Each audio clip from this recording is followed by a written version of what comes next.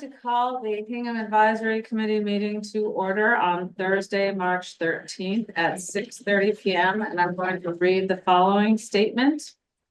This meeting is being held remotely or in person as an alternate means of public access pursuant to Chapter 2 of the Acts of 2023 and all other applicable laws, temporarily amending certain provisions of the open meeting law. You are hereby advised that this meeting and all communications during this meeting may be recorded by the town of Hingham in accordance with the open meeting law. If any participant wishes to report this meeting, please notify the chair at the start of the meeting in accordance with Mass General Law, Chapter 38, Section 20F, so that the chair may inform all other participants of said reporting. Is anyone recording this meeting? Seeing none. I wanted to ask Robin, does the ZBA have a, we don't have a quorum. Is Jed Riccio on the Zoom? If he is, then we would.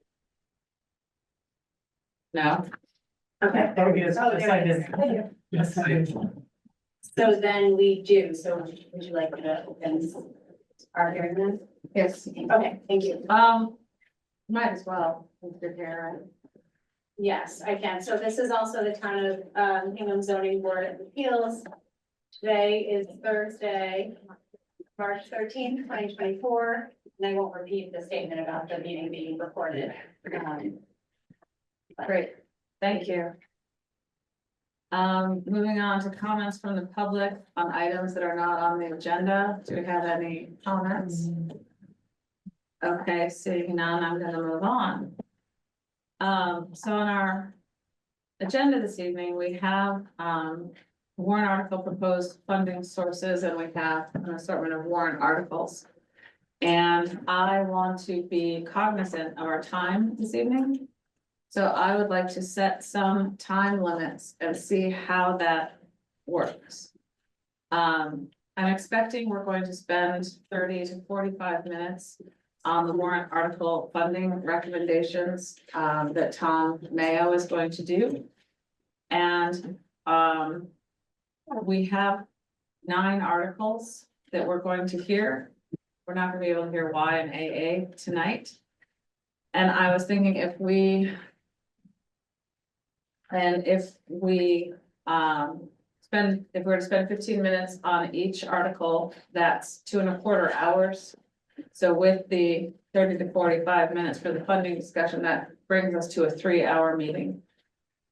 Just with those restrictions in place. I'm not, if we need to discuss something more than 15 and some things will be less than 15, but I really want to set a timer so that we can see how long it takes. I'm asking Kevin to set a timer for 14 minutes. When it goes off, we'll know we have a minute left, whether or not we want to wrap it up or continue. So that being said, we're going to wait for Tom Mayo for the warrant article proposed funding sources and move directly into the articles.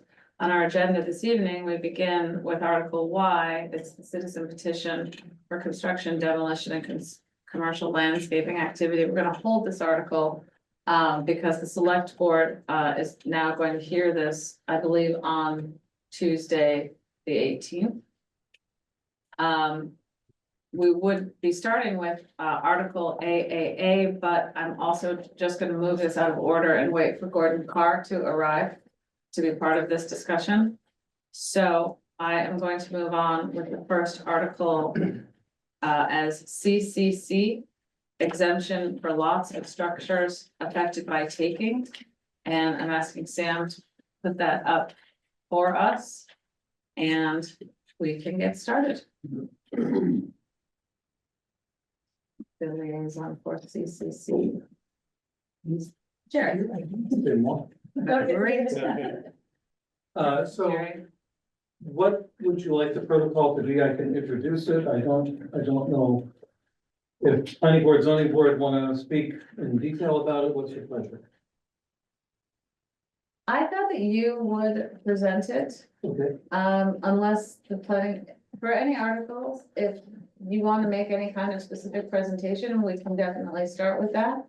But otherwise, if you're comfortable, I'm happy to have you present the article, to discuss the comments. I'm perfectly comfortable with it if I say anything untoward, let me know. This first article of mine, is regarding exemptions for lots affected by taking. And the purpose of it is that occasionally, public sector towns, cities, states, will actually, take private property, usually for such things as road widenings. And I think the concern was that when such an event happens, it is quite possible that the private properties that have been affected by it may find themselves in a position of being not in conformance with the zoning bylaw, or even more not in conformance than they might already be. So for example, and I think this is inspired in part by the 3A project coming up, where we know that the road's going to be widened, there are a lot of residential properties there. So for example, let's say you fund on 3A, and the road gets widened, and all of a sudden you had a conforming front yard setback turn into a non-conforming. So what impact does that have on you, or if you're a business, the same thing? So the taking is through no fault of the property owner, and I think planning board's intention is to try to minimize the regulatory impact that such a reduction or potential reduction, further reduction of a setback might lead to. So the original article was a little bit broad in terms of its proposal that such affected properties, if the owners wanted to do things with them, would go before a regulatory process.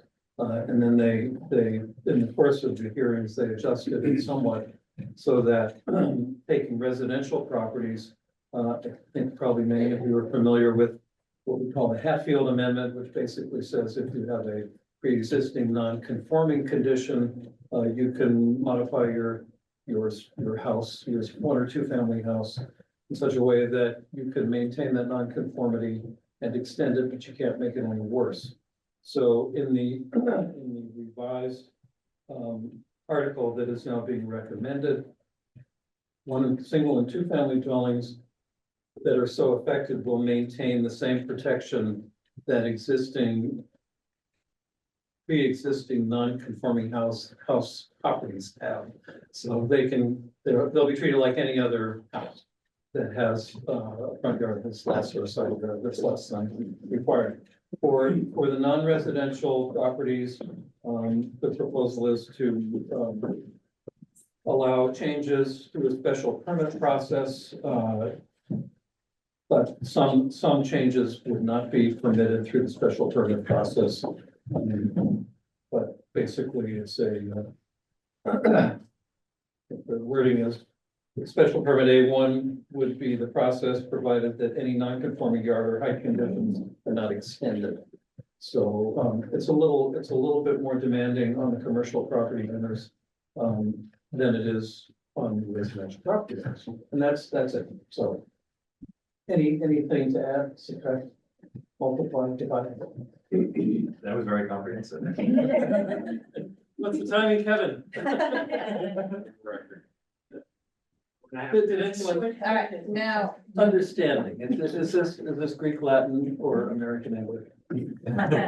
Next translation. yeah, I think it's a good translation, yeah.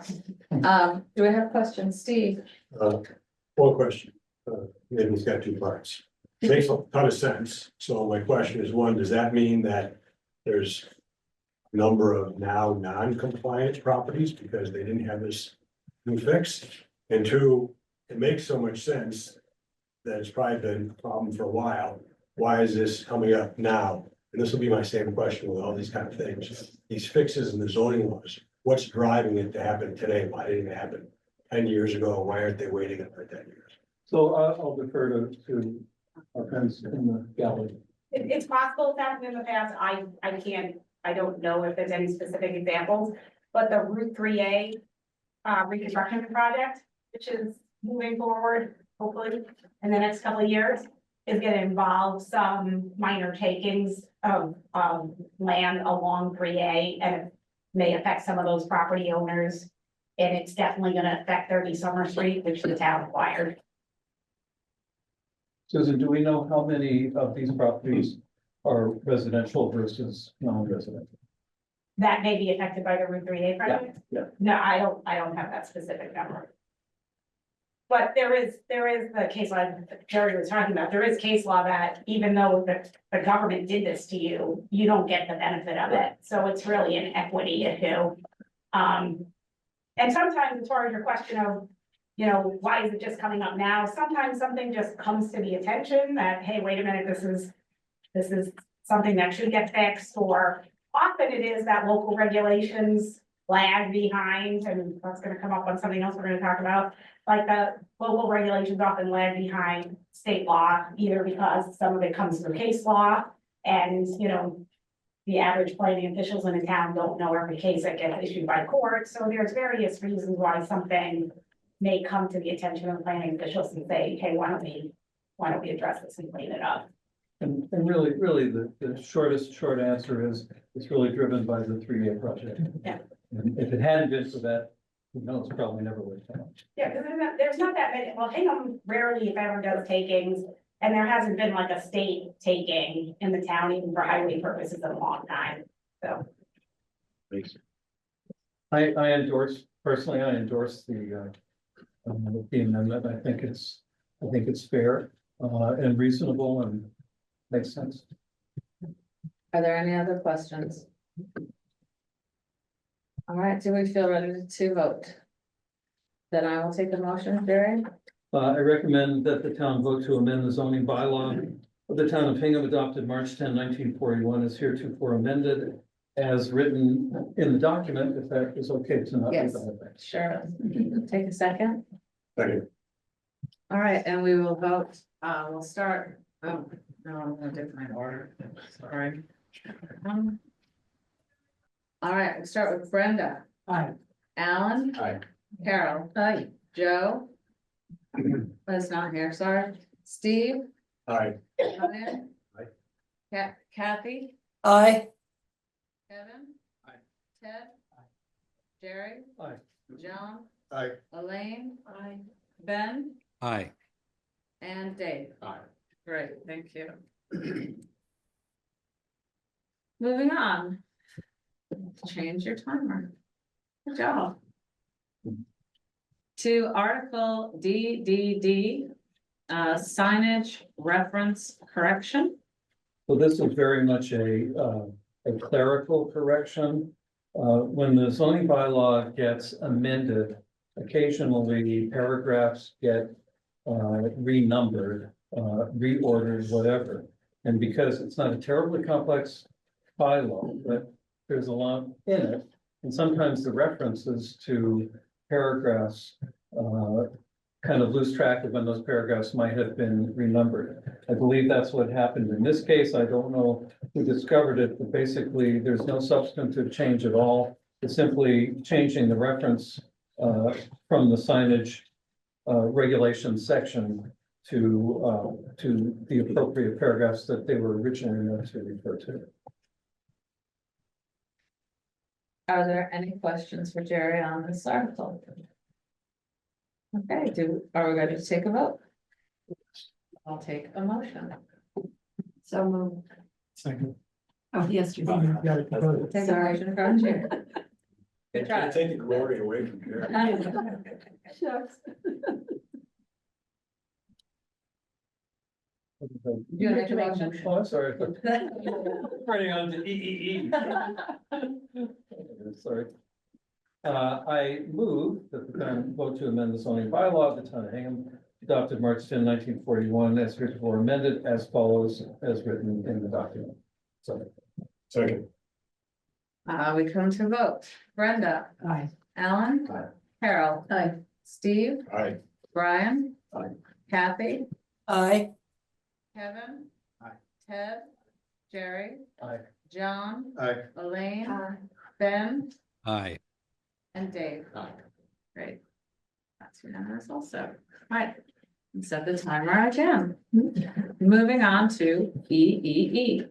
Article EEE addresses a kind of a catch-up situation as Susan described. We again, many of us are familiar with the Hatfield Amendment as it applies to single and two-family residential properties. But there are non-residential properties that may be pre-existing non-conforming and want to do modifications to their properties. We have apparently in the past dealt with these requests, I think not as variance requests, but as other kinds of findings. But it hasn't been clearly defined, and if you actually just read the bylaw, it simply prohibits any changes to such commercial properties that are pre-existing non-conforming. So you wouldn't know by reading the language that you could in fact go to the zoning board and get some relief. Zoning is generally enabled in towns by a state regulation called Mass General Laws, Chapter 40A, and Section 6 actually prescribes a special permit process for granting relief to commercial property owners who want to change pre-existing non-conforming conditions. And so what this bylaw amendment does is it pretty much exactly replicates the language of the state enabling legislation and prescribes a special permit process for non-residential properties to make changes to non-conforming conditions. So it was always there, it wasn't clearly defined. And I think now by having it written well in our own bylaw, those who might come to the town, want to do a project, whatever, not being familiar with the process would have a little bit more clarity in looking at the zoning bylaw itself to know what the rights are. So that's pretty much it. Again, did I miss anything? No, really, it's just a clarification for the board and for the applicants as to what the process is gonna be. And I think, again, it makes it fairer because now it's written down. You don't have to go to state law and say, well, it says here that I could do it, and then argue with somebody who might tell us in a second. So I think it makes a lot of sense. Apparently, it's no real substantive change, and I endorse it. Any questions for Jerry on EEE? Great, are we ready to vote? Jerry, I will take the motion. I recommend that the town vote to amend the zoning bylaw of the town of Hingham, adopted March 10, 1941, is heretofore amended by replacing in its entirety section 3I1C with the following as written down. Second. Thank you. We come to vote. Brenda. Aye. Alan. Aye. Carol. Aye. Steve. Aye. Brian. Aye. Kathy. Aye. Ted. Jerry. Aye. John. Aye. Elaine. Ben. Aye. And Dave. Aye. And that is unanimous. Thank you very much. Moving on to FFF. FFF, this article seeks to amend the bylaws of the town of Hingham to eliminate the need for businesses that seek a special permit in the town to install a cell tower, needing to reapply every 5 years in order to have that special permit extended. It's important to know that this particular requirement to renew a special permit doesn't exist for any other use in the town of Hingham. So in that sense, this existing requirement that the special permit be renewed every 5 years is an oddity. And it seems that in some part, it was probably a vestige of an earlier time when the town and its residents were very concerned with the installation of cell towers and what effect they might have on the public.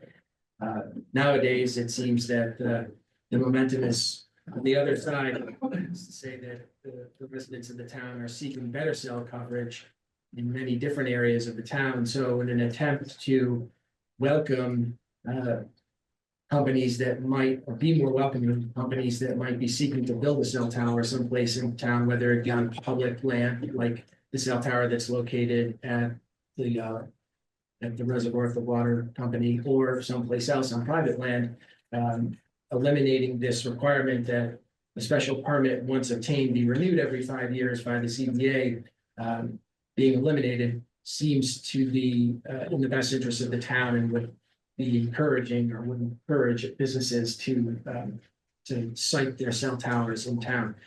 In anticipation of Steve's why now question, I think that Art Roberts and others at Town Hall are looking for ways to respond to residents who are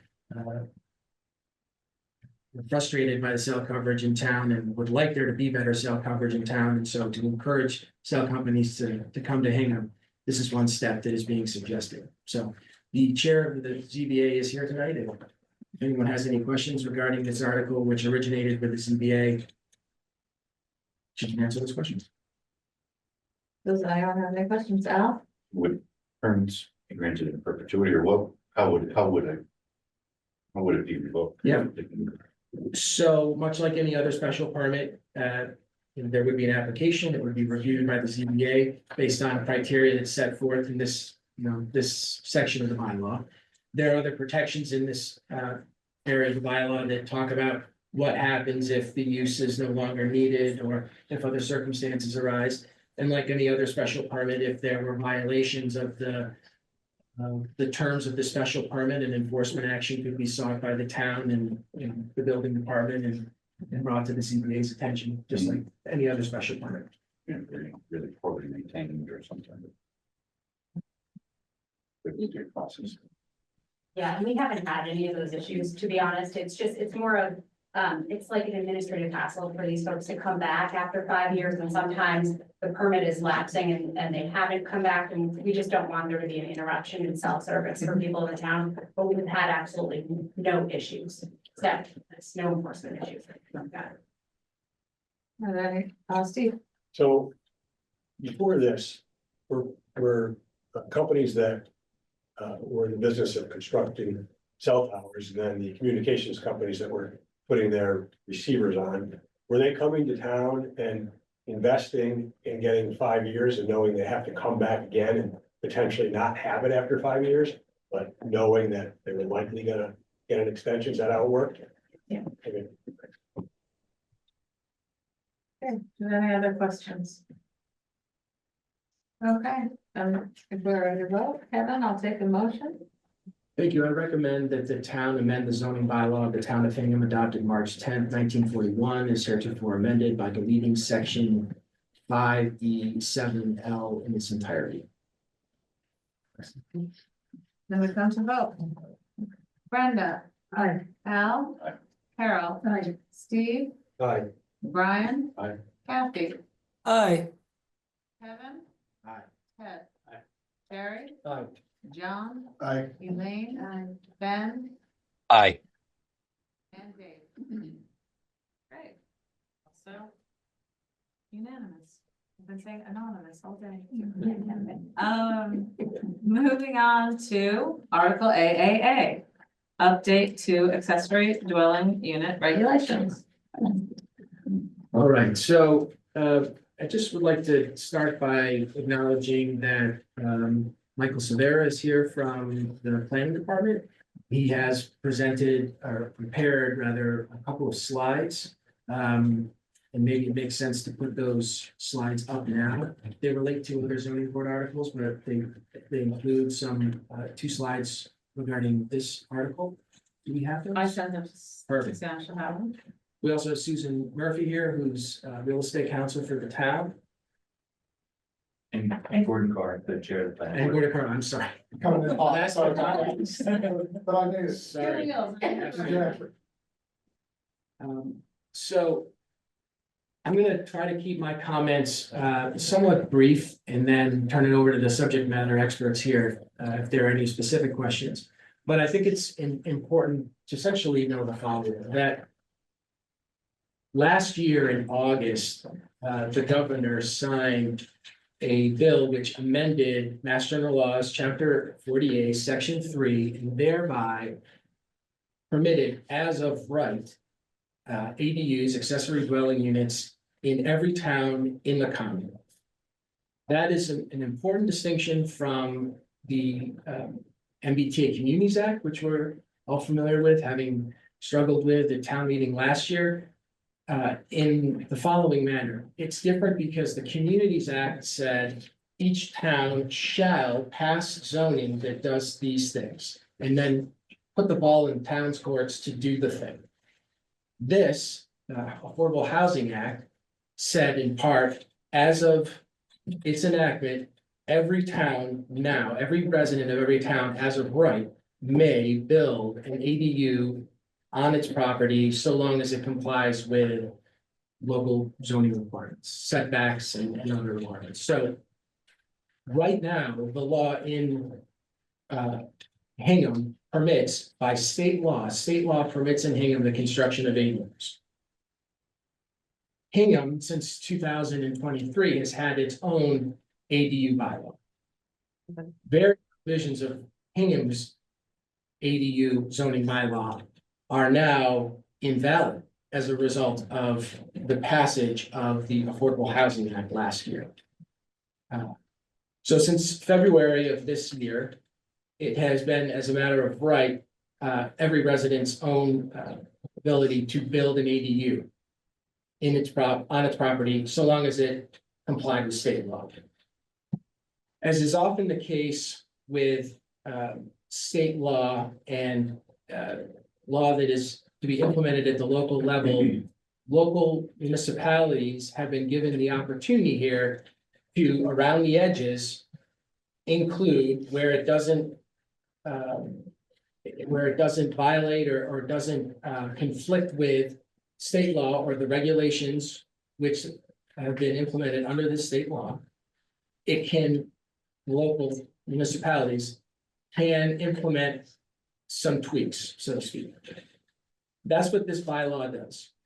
This bylaw particularly takes aim at the entrances and access to these units. It tweaks it tweaks or it rather imposes a restriction on short-term rentals of these units, and it also prohibits these units from being sold separately from the primary home. So I think what's important to point out here is that when voting for this article, or when considering voting for this article, a vote to approve this article says the town should take advantage of its opportunity to add these additional conditions that the planning board thinks are appropriate to the construction of ADUs in Hingham.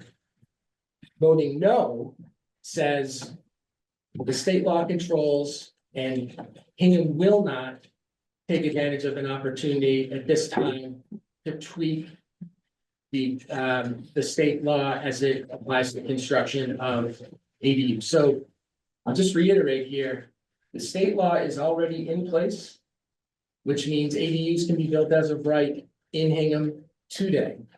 This article is simply the planning board's attempt to take advantage of an opportunity to impose additional restrictions on the construction of ADUs.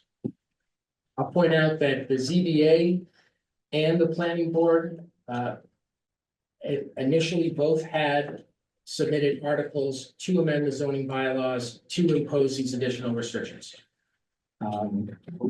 Once the zoning board of appeals got comfortable with the submission that the planning board had made, the ZBA withdrew its proposed amendment to the bylaw. So now we are only looking at the planning board's amendment. The planning board voted 3 in favor, 1 against, with one abstention with respect to this article.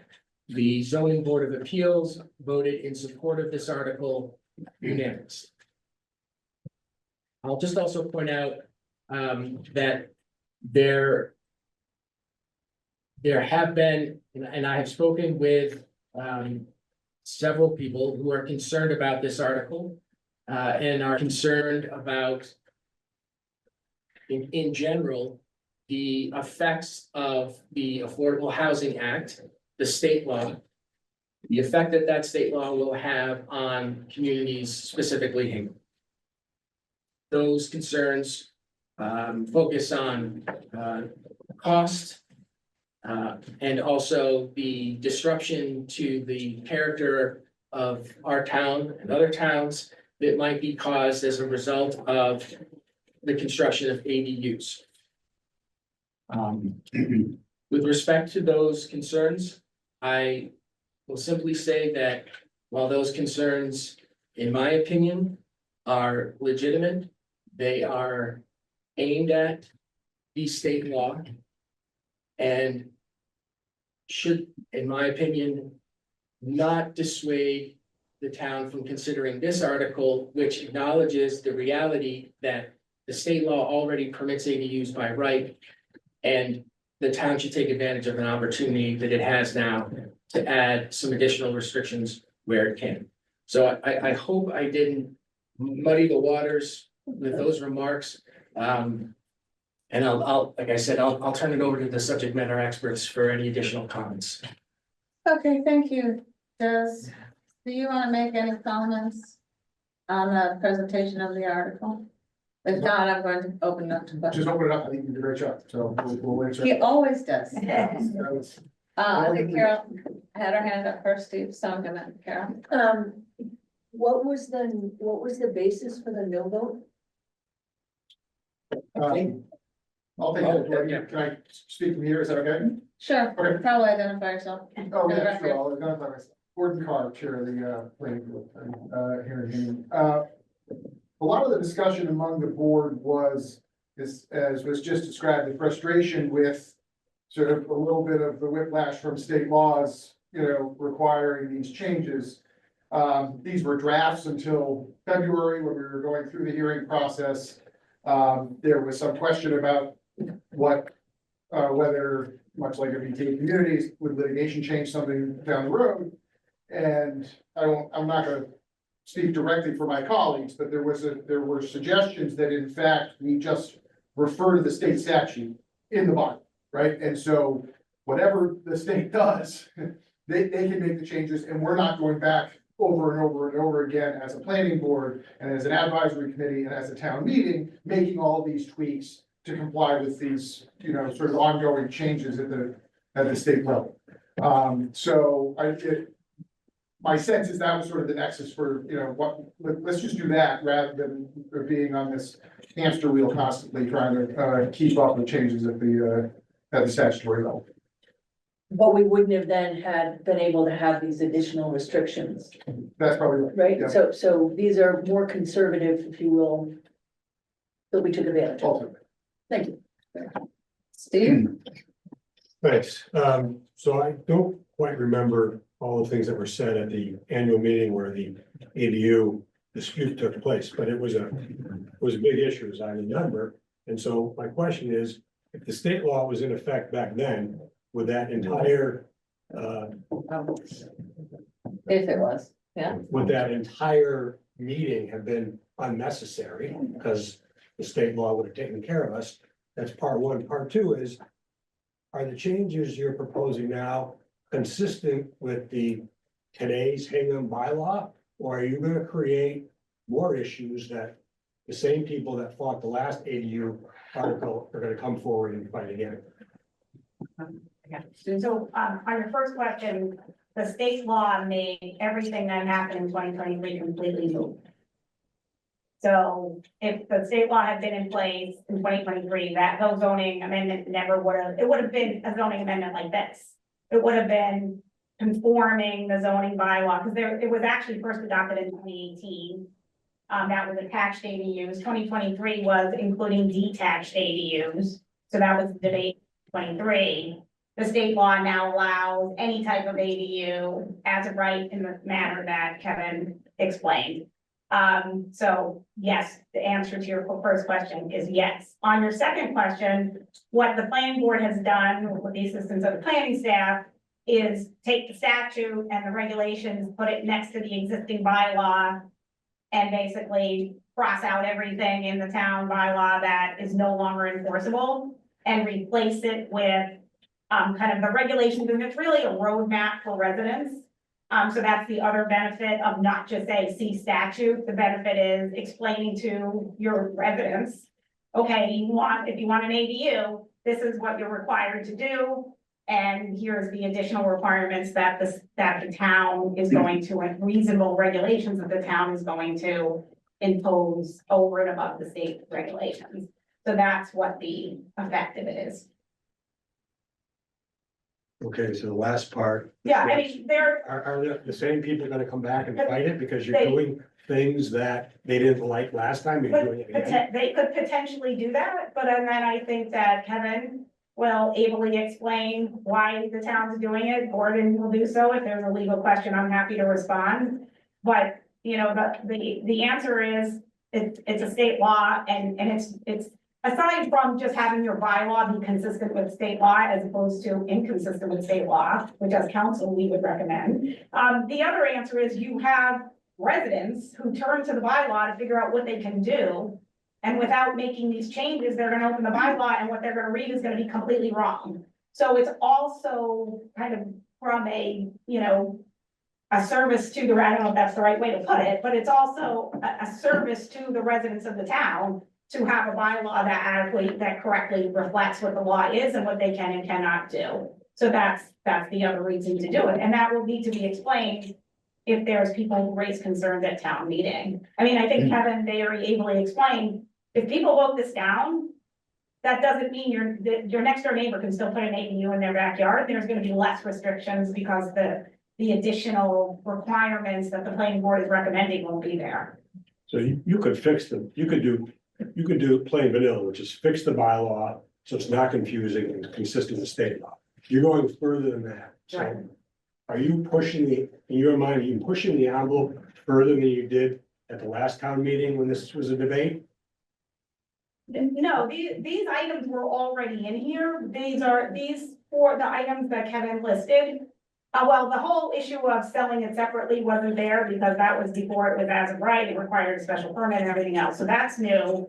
But I don't think that well, I shouldn't assume, but it's a reasonable requirement that you can't sell your ADU separate from your house, because it's supposed to be accessory. The short-term rentals, that restriction was in there, but the state statute says communities may restrict short-term rentals. If you don't expressly put it in there by voting it in, then it's not in your bylaw, right? So that's something that the state law is not restricting short-term rentals. The town needs to affirmatively do that. The other ones are aesthetics, and I don't know, Gordon, if you'd rather speak to the aesthetics, just as location of entrances, outdoor, exposed stairwells, all those types of things. Yeah, I think those are more guardrails that we had before that we want to keep, right? That we're not actually in the statute, right? So, without those, it would be, I think, more permissive would be the way to say it, I think.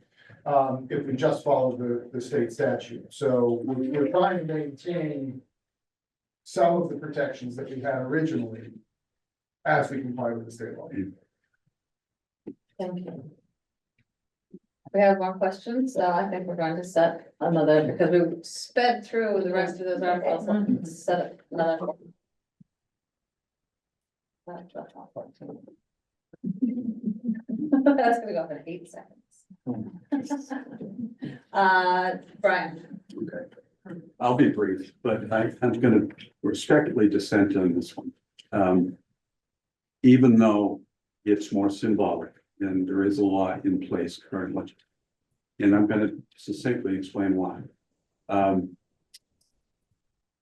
The advantages that have been cited, that have been enabled to do the aesthetic features that were talked about, or to limit short-term rentals to 6 months, I think pale in comparison to the long-term threats that are raised by this, okay?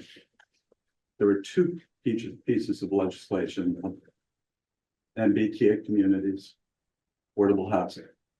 They're closely allied in origin and intent. They're a little bit different though. MBTA communities actually acknowledges the validity of zoning. They tell the community that you should zone for X, Y, Z. ADUs are different. ADUs are a threat at a number of levels. One of them is on. But they're a potential budget burden down the road because these small units. 900-foot ADU will generate less than $5,000 in tax levy. If we choose to chase it down. We've got a lot of existing in-law apartments in town that currently we're not chasing them down. The associated costs are considerable. For instance, if a child goes to Hingham Public Schools, we spend $20,000.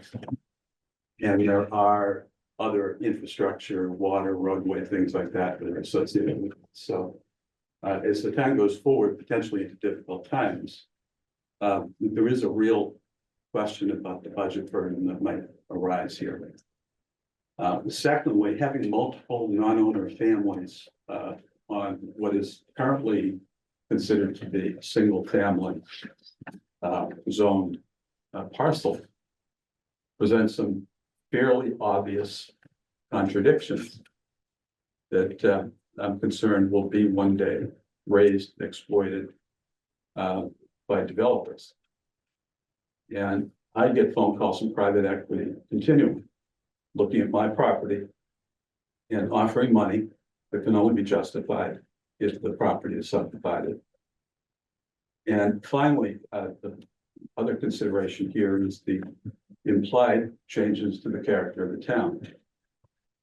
There's a very explicit purpose behind this legislation to densify towns, have denser housing, setting all the budgetary concerns and the zoning issues aside. I didn't come to Hingham. I left New York and I lived in Johannesburg. I didn't want to live in a big dense city. And I think it's within my right to do so. Final point. There's a multitude of legal challenges in place to the MBTA Communities Act, which we said was very closely allied to the Affordable Housing Act. There are currently 30 pieces of legislation on Beacon Hill. One of them is by Senator Patrick O'Connor, our own senator. And he points to the cost burdens that this is going to present. There are 29 others. There are a great many communities, increasing numbers, that are actually suing the state about the implementation of the MBTA communities. So while this is the law and the Affordable Homes Act is the law, it's somewhat nebulous as to what the future will look like. And my purpose I left one final thing out and then I will be quiet. State Auditor Disoglio is challenging the MBTA communities as well, explicitly, due to the fact that they're another mandated cost that will not be covered by the state. So it speaks to the budget burden I talked about. So with all due respect, things have been said, reasonable people can disagree on these things. But I think the long-term uncertainty of this is pretty considerable. And I think people should at least understand the issues that are being presented for the longer term and thinking on its budgets, character of the town, and so forth. Thanks. Thank you. Steve, Jerry had a question. Just a quick question, if the town meeting chose not to support this and kept the old law in place, because a portion of that bylaw is no longer valid, does that invalidate the entire existing ADU bylaw? Just the provisions of the ADU bylaw that do not comply to state law would not oppose. The other ones, which are the ones that Kevin described and Gordon described that are still in there, provided, those are reasonable regulations, which the state law allows for, then those would survive. It's just sitting there, basically what, for example, Jan or someone in the building department would have to, so this is Jen Oram, she's the zoning administrator, sorry we didn't introduce her earlier. What Jen or someone in the building department would have to do is take our zoning bylaw, a red pen, cross out everything that doesn't apply, and then when a resident comes in and say, okay, never mind what you read online for your zoning bylaw, this is what you can actually, this is actually what the rules are. So, yeah, to answer your question, the reasonable regulations such as the ones that have been described would remain in effect. But it would be very confusing to the average resident as to what the rules actually are. Thanks. Al? Real quick, I imagine we've confirmed we have the authority to keep it's not in violation of the state law. So What the- I'll let the lawyer speak first. yeah, sorry, and then Gordon, I know Gordon has concerns about the state law as well, but the regulations, so you have the state law and then you have the regulations that were issued by the Executive Office of Housing and Livable Communities. And the state law allows additional regulations, but then it's, such additional reasonable regulations as the towns may impose, subject to regulations from the state. The state regulations list what's considered unreasonable. And the items that the town is proposing to keep are not on that list. So, right, they said all of these things would be unreasonable, the town's not doing any of those things, therefore the presumption is that they're reasonable, and Gordon, I'll let you take it from there. Yeah, I mean, so we go with what's in front of us, right? So, other towns could get really creative and the offices of housing and rural communities may say, okay, we need to lengthen the unreasonable list, right? Like we can't know that, right? So, we certainly think they're reasonable. It certainly meets the threshold of reasonable for, single family dwellings and that kind of thing, which is what they say. So. Yeah, I guess that's it, right? As it stands now, we're confident that they're reasonable. It is of a piece of what I was saying earlier and, in a sense, some of the points that Brian was making. If the goalposts move, but it's hard to plan for that at the risk of being pretentious and quoting myself. As I said at town meeting last year on MBTA communities, as frustrated as I was by both the law and the process. Right, I'm in favor of applying the law, right? Like, that's what we need to do.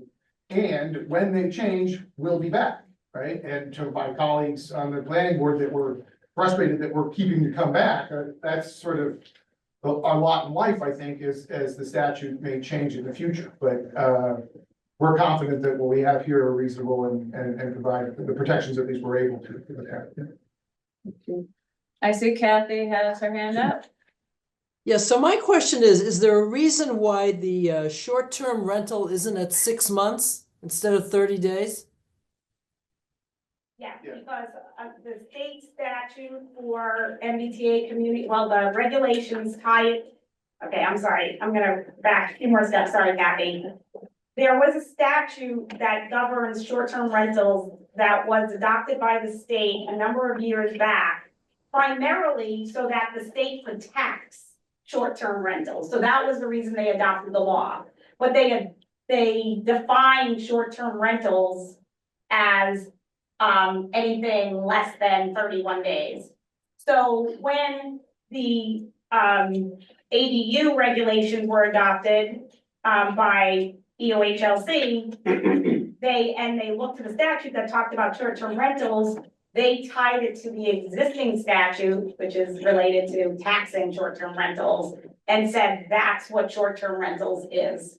So the state law does not allow the town to go beyond what the state statute definition is. That's the reason. That's a good question. Steve? So, two things. One, I think I'm a little thick, Brian, because, and I'm not looking to have you be obliged to answer back, but I feel a little thick, because I think what I'm hearing from you is something that is not that supportive of ADUs, but we're stuck with ADUs because it's state law. So I didn't quite hear how the differences that planning board is trying to put in place is really your issue, but we can debate that later. My real comment is, I'm definitely not ready to vote this tonight for the following reason. When a bylaw is put in front of town meeting, When an article like this is put in front of town meeting, that says, we would like to eliminate the old one and put in this one. Seems to me that puts a burden on somebody, and it's our comment, the advisory committee, but we're not the sponsor. The sponsor's over there. It's the obligation of the sponsor to tell the reading public what the differences are. I can read the new bylaw, but I have no idea how you've changed the old one. And right now, the comment that I or any reader would look at tells me we're making a bunch of changes because of state law, and it includes owner occupancy and the cap. It doesn't even talk about the short-term rentals. So don't we need to tell the reader generally what the changes are, so the reader doesn't have to take the new bylaw, read it, look at the old bylaw and figure it out? I think we're very short here. Yeah, well, obviously, the sponsors, which is the planning board, doesn't have control over the comment, so the advisory committee is free to make the comment as detailed as you want. However, in addition to the comment, pursuant to state law, and as appears in the warrant every year, there is a planning board report, which is one of the appendices to the warrant. It appears every year, and in fact, Michael Puzo makes a reference to it, like I direct the attention of town meeting to the planning board's report on all the warrant articles. And that report will include, this detail and can be as detailed as the planning board chooses to make it. So I agree with you, but I would suggest that that detail will be in the planning board report. Also, the slides that were up temporarily, it's a shorter list, but it did include some of that information. There's a whole slide on the reasons for the change. And there's actually 2 slides. So for example, the first bullet points, and Emily Wentworth, who's gonna be here tonight, has prepared these, list the items that can no longer be done. It has what the regulations say. This is in summary fashion. And then the next page explains the reasons for the amendment. So, that information was all discussed during the extensive plan. I don't know how many hearings you guys had. Yeah, they had multiple, public hearings of the planning board where all this was discussed. And it will also be stated, I assume it's the planning board's report, but in the planning board report, that will be in the warrant. Yeah, and the red line that shows all the change, all of this information, there's actually, I don't know if you want to speak to that, Mike, what's on the website? Yeah, so under the proposed bylaw, Michael Severa, senior planner in the planning office. Under proposed bylaw amendments on the planning board's website, it lists all the materials that were discussed during the hearing process. So it's available for the public to look at, and one of those is, I believe it's titled the final version with red lines or something to that effect, which basically shows what the bylaw would look like if a resident were to look at it today. So without making changes, if town meeting does not adopt the changes, a resident would have to go through the bylaw and do essentially what the red line looks like, cross out all these things left and right, and then determine what is valid according to state law versus invalid. So it's a helpful exercise to understand a little bit better what's leaving or what would be leaving if approved at town meeting, and what would. I'll just add, from the planning board, message received, right? We'll make sure that the planning board report provides a fulsome treatment of what those changes are and why, what is statutory and what's discretionary among that, so that, either AdCom or anybody else can point to that planning board report that hopefully will, lay it out chapter and verse in a digestible fashion on why we're doing it. Thank you. I think that's a good comment, Steve, because I do think these are the kind of thing that generates a lot of discussion. So I think probably fleshing out that comment is a good suggestion. We've now used 30 minutes for this discussion. I've set this for 5 more. If there are more questions, Brian, I see your I hand. need 8 seconds. I just want to second Okay. Steve's point, because unfortunately, we primarily represent the average town meeting attendant. They're not going to be looking at the planning board report. And in point of reality, very few of them probably ever sit in on a planning board meeting online or in person. So a little bit hurt A little, I think, to be a little bit more expansive in the comment makes sense, because the average individual has no idea this is legalese that they got lost in. And that's it. Gordon, no one watches our meeting. More people watch yours. No one watches ours. From time to time. I think people are becoming more engaged. I'll just say too, that it's my comment, and I'm happy to expand it. I left it concise because I wanted to see what was discussed tonight. Yeah, of course. And I'm happy to flesh it out a bit more. Although I don't think I'll get into perhaps the granular level of detail that you're talking about, Steve, to show exactly what's struck and what's not. But perhaps it'd be appropriate there to direct the reader to the appendix where the more detailed provision of the planning board exists, and they'll know that they can see it in the detail there. I think one of the reasons we have these discussions, and we've discovered this one took longer, double the time of others, is that it helps us flesh out the comments to try to understand what would be good for the comment to help us through town meeting, so people understand what it is that they're voting. So I think this is exactly what this process is supposed to be like. So we will hold off on voting AAA. And that takes us through the zoning articles. Would you like to stay for the rest of our meeting? Oh, I'm sorry, Jerry. Just one question, could we not vote on the article subject to amendment of the comment?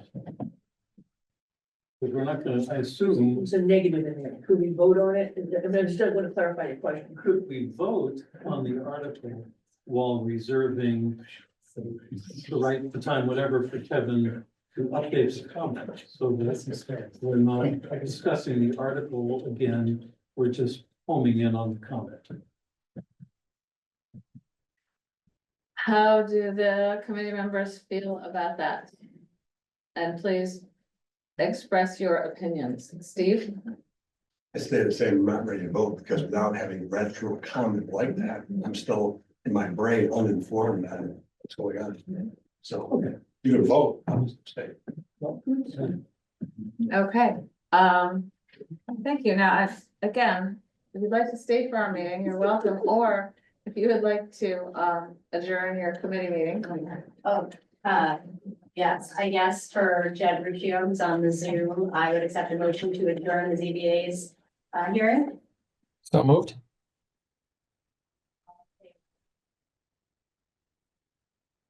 I think we're voting. Jed Riccio, aye. Oh, I seconded myself.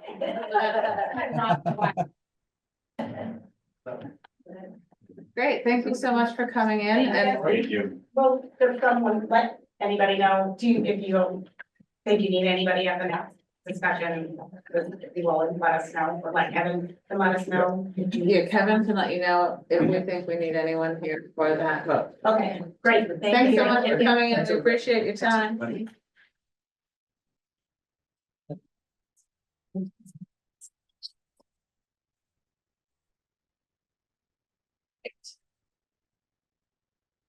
We are going to move on. I don't want people to feel stressed about the timer. I'm just really interested in seeing how this works because we have a lot to do in our next meetings. So we're going to move on to Article UU, DPW capital investment, and this is Ted. Keep this brief. I think everybody was present for the capital outlay committee presentation to the select board and AdCom. Really, all this article is getting at is it's requesting 1.6 million in change to be taken from excess unassigned fund balance to purchase Department of Public Works and vehicles and equipment, including the transfer station, that are in just incredible disrepair, and that we're spending a lot of money to try and keep in service.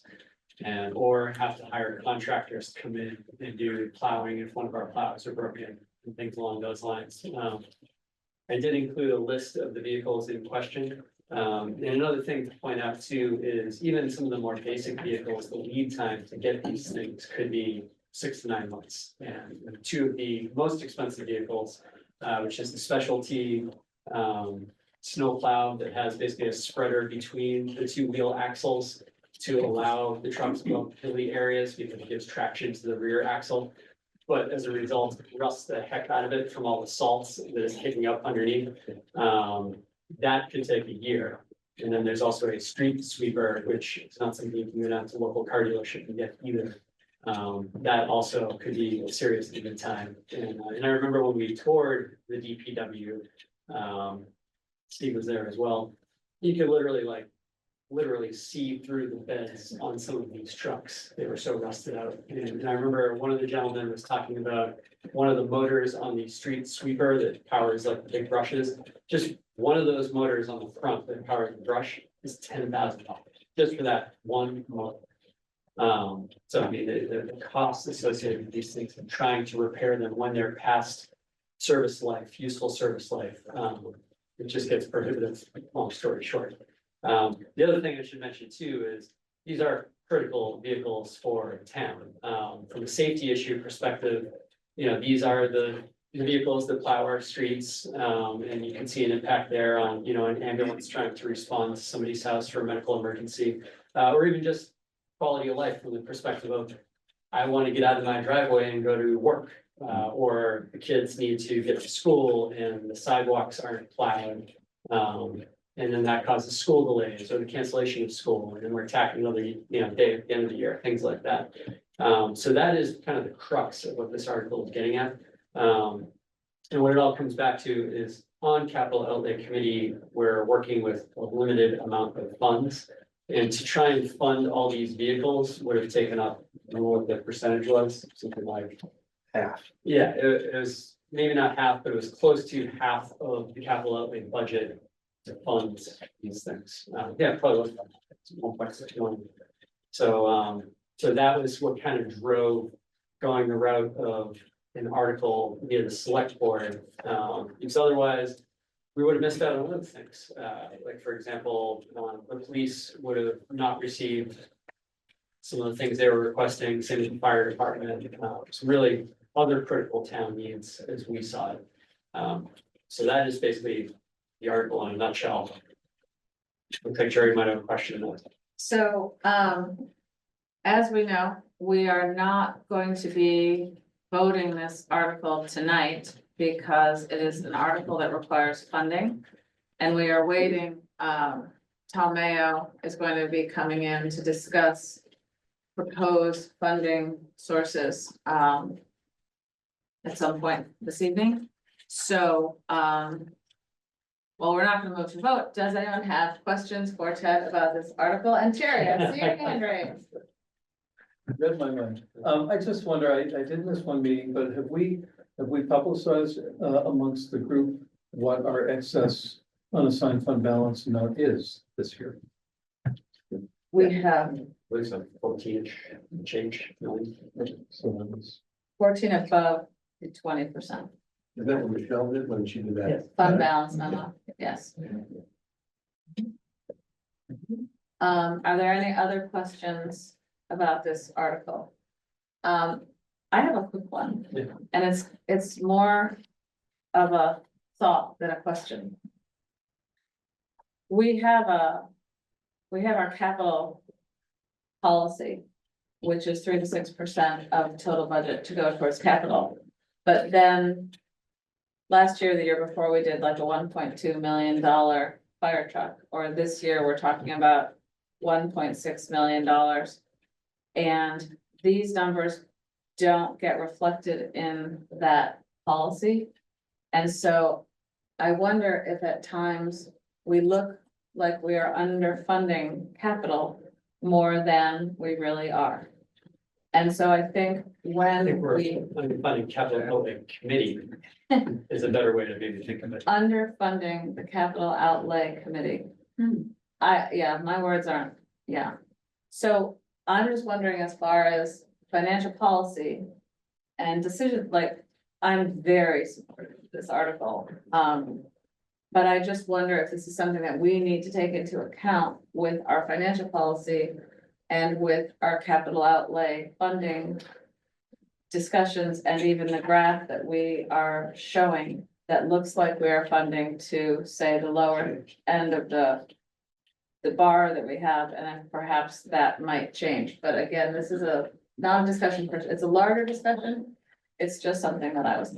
George Danis actually did a great, quick presentation speaking to exactly that, where he was showing trends. Did Mike present that as part of his slide deck? I think, I believe he did. But we always, capital outlay is always on the lower end, like right at that kind of 3% line versus if we were at that 6% number.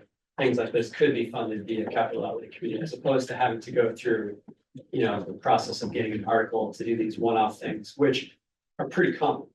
At least as far as I remember going to town meeting in the past, so. This is my quick comment. Elaine? Is there a reason the article as stated doesn't include the amount? It just says a sum of money? The I mean, I original don't know article? what the recommended. Yeah, the recommendation has it. Okay, I was looking. Yeah, there we go. Oh. But you're actually, I'm sorry, Thank you.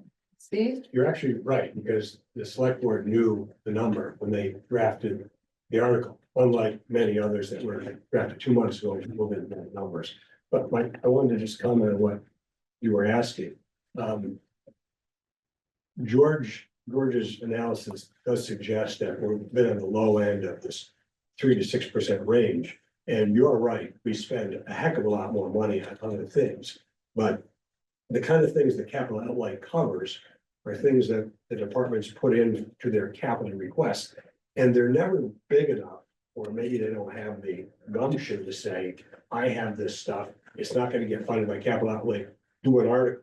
I think we had the good fortune of the excess unassigned fund money this year, and so at capital outlay, we knew that was there, and we said, hey, maybe we can get some of that money for all these little things that no one else would go to for especially. But down the road, it'd be nicer to have a bigger number between the 3 and the 6. And actually to that point, like, and I've only served on capital outlay for not quite a full season yet, but I got the impression that a lot of these departments hold back out of an expectation that they are not going to get what they're asking for. Like even getting back to this specific article, when you look at that list of vehicles, some of these things have been deferred for like 7 years. I mean, like, because that's basically the process. Oh, we don't have the money, so we're gonna defer it to next year, and then the next year, and then the next year. And if it weren't for Randy Sylvester, and I know you already know this, these things are being held together with spit and like duct tape, and it's amazing what he's been able to do, and the DPW at large.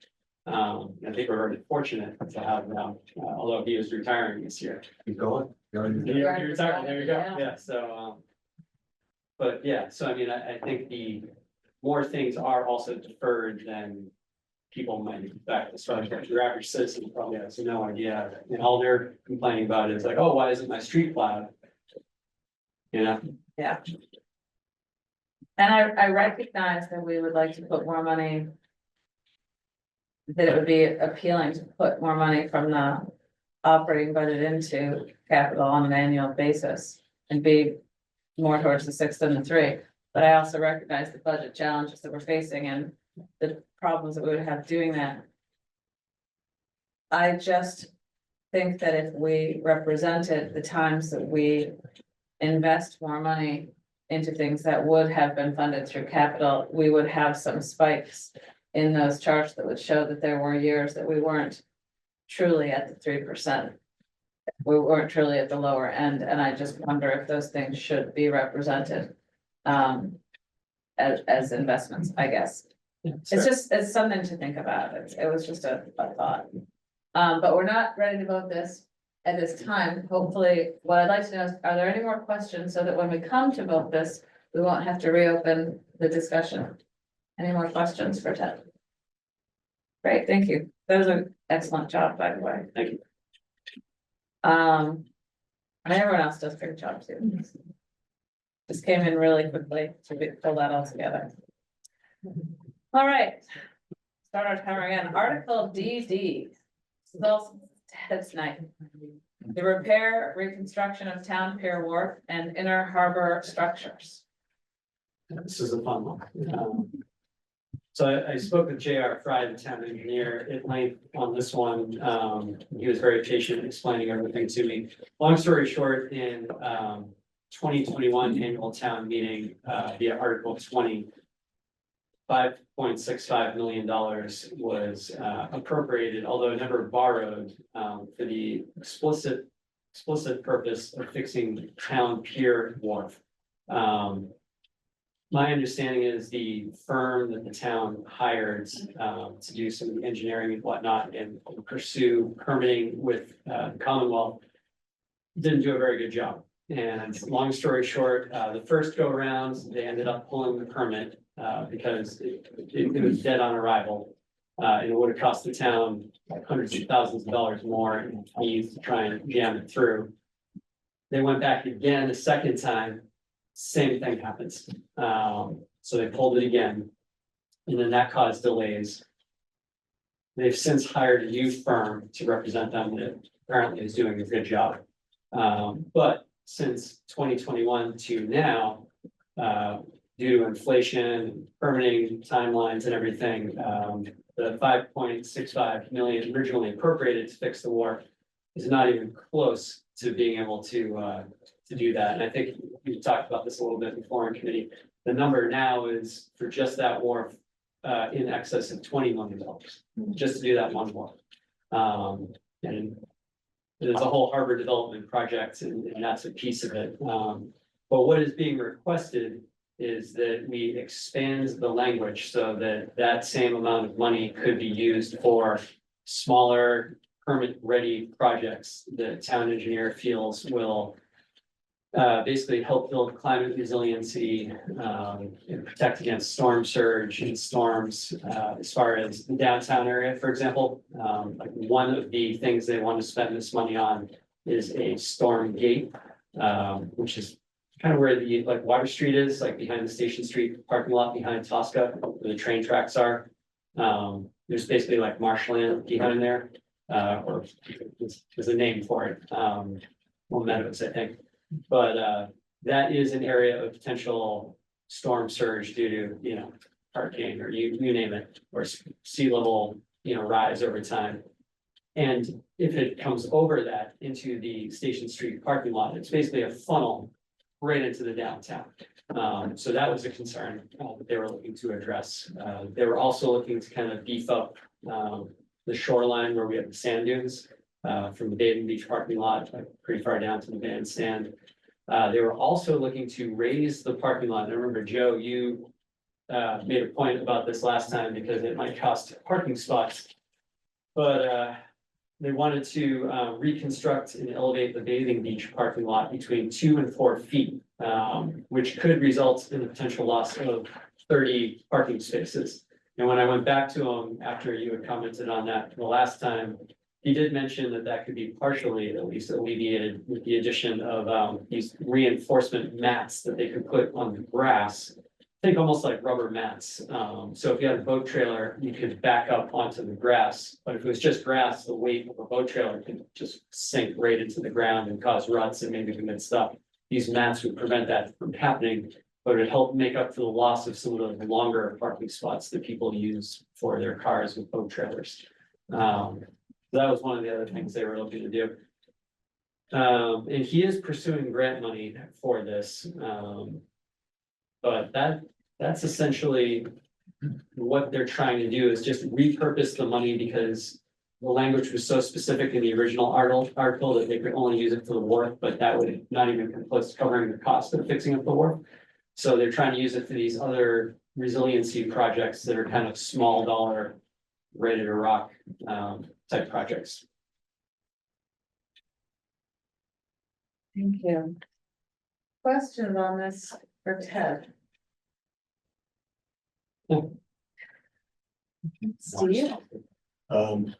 So you know whether this original appropriation was intended to be covered by debt? And do you know whether whether they continue to view this appropriation as being funded by debt? I believe the intent is debt, and not going after signed excess.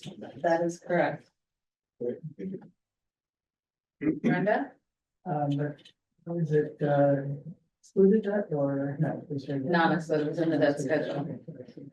Yes, that's, So he's going after grants, but doesn't know if he's going to get it. Correct, yes. You made it sound like the odds were good, but. Well, that's what. And I think the issue I have with this is that, as much as these projects will eventually need to be done, borrowing this money right now, when we know we have lots of big debt borrowing coming a year from now, is this the place we wanna add to our debt schedule? Great question. And are any of these projects ones that would be higher priority in terms of doing them in 2026, 25, 26, versus doing them in 2029? Do you know what it would JR would say of if they were to prioritize something less than 5.6 billion, what would be the? Yeah, I know from so I have the kind of cost breakdown per project for the most part, let's see. For the improvements of the Bathing Beach parking lot, that was about 1.1 million. What I would say is the Whitney Wharf, where the Veterans Park is, seawall project, that was a much higher dollar figure of 3.7 million. And the storm surge gate was by far the cheapest at 500 grand. And I don't know if this is correct, but my impression was that the storm surge gate could be kind of like the best bang for the buck, although that did actually require some federal permitting that they hadn't done yet, but it seemed like it would be an easier task to get that compared to, you know, $40+ million for 2 wharves or whatever number they land at, because it seems like it keeps going up every time I talk to them. That is maybe the downside is these projects, they just keep getting more and more expensive. thank you, Elaine. This is a naive question, but how did we get this estimate of 5 something to So, the wharf when it turns out to be 20? oh, that's a great question. So they did do a ton of studies. This goes pretty far back. I'm trying to remember 2016 that they started this process. 2015, March of 2015, the Harvard Development Committee started working on these things with, they did all sorts of scientific studies. If you read the 2021 annual town meeting warrant, they got into extreme detail and there's tons of scientific data as far as studies they did and whatnot.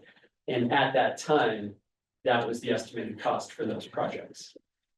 For the one, which is the biggest wharf out of all of them. But since then, we've had some amazing inflation. And the permitting costs have gone up and, you know, I mean, yeah, I mean, that's, I don't know, that's a great, all I know is, so when I first met with the Harvard Development Committee, the number I heard for Barnes Wharf, which is where the Hingham Maritime Center is, and Town Pier Wharf was $30 million. And then a month later, that number had turned into $40 million. And the last time I talked to JR, it was $45 million. So I can't say that I have a good handle on these numbers because they seem to be constantly changing and they're only going up. So I don't know.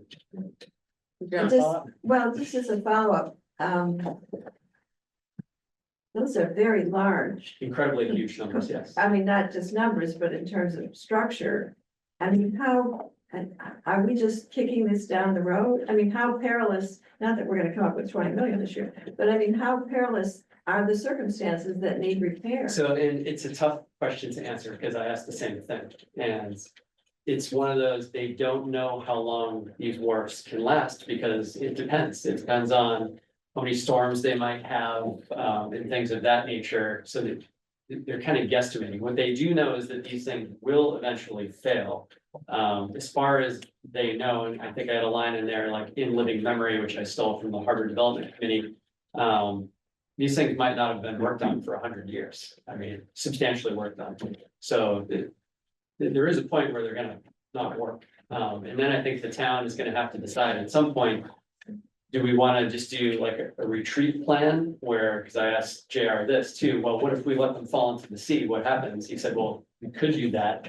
And then maybe use 3A is essentially our Route 3A is our buffer zone and build a seawall along Route 3A. Because 3A is in itself elevated and could act in that capacity.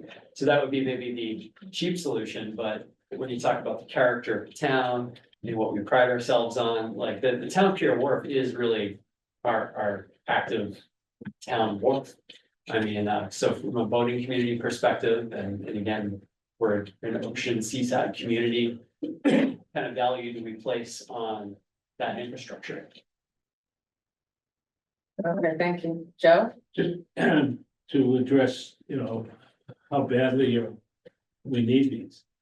Anecdotally, January of 2024, the water came all the way out to Route 3A. On Barnes Walk, which he references, the depth was approximately 4 feet. On Tom Walk, the water came all the way up to Red Roosters and was of similar depth. So, and having been around there for a few years, it's progressively getting worse. I mean, whatever's causing it is causing it. And each of these invasions washes out more of what's in those granite stones. So, Although a lot of it is actually old wood islands. And the granite is really just kind of like a facade around it, for lack of a better way of putting it.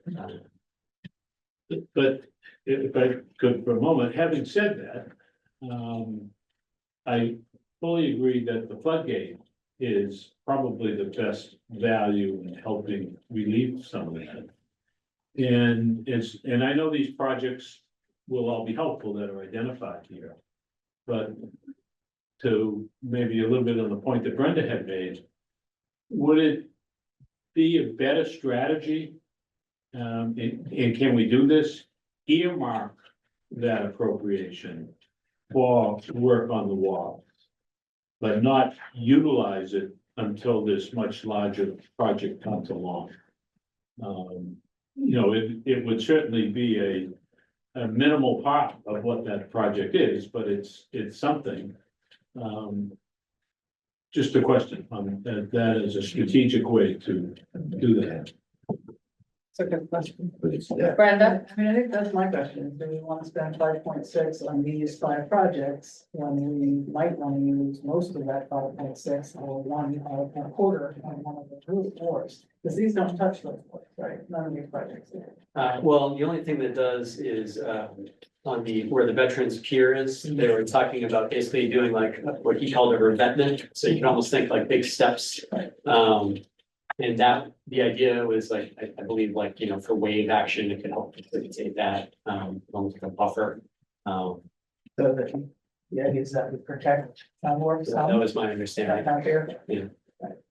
But otherwise, I mean, it's 25% of one of the costs of those real rebuilds, and is that where does it make more sense to put this 5 million into that?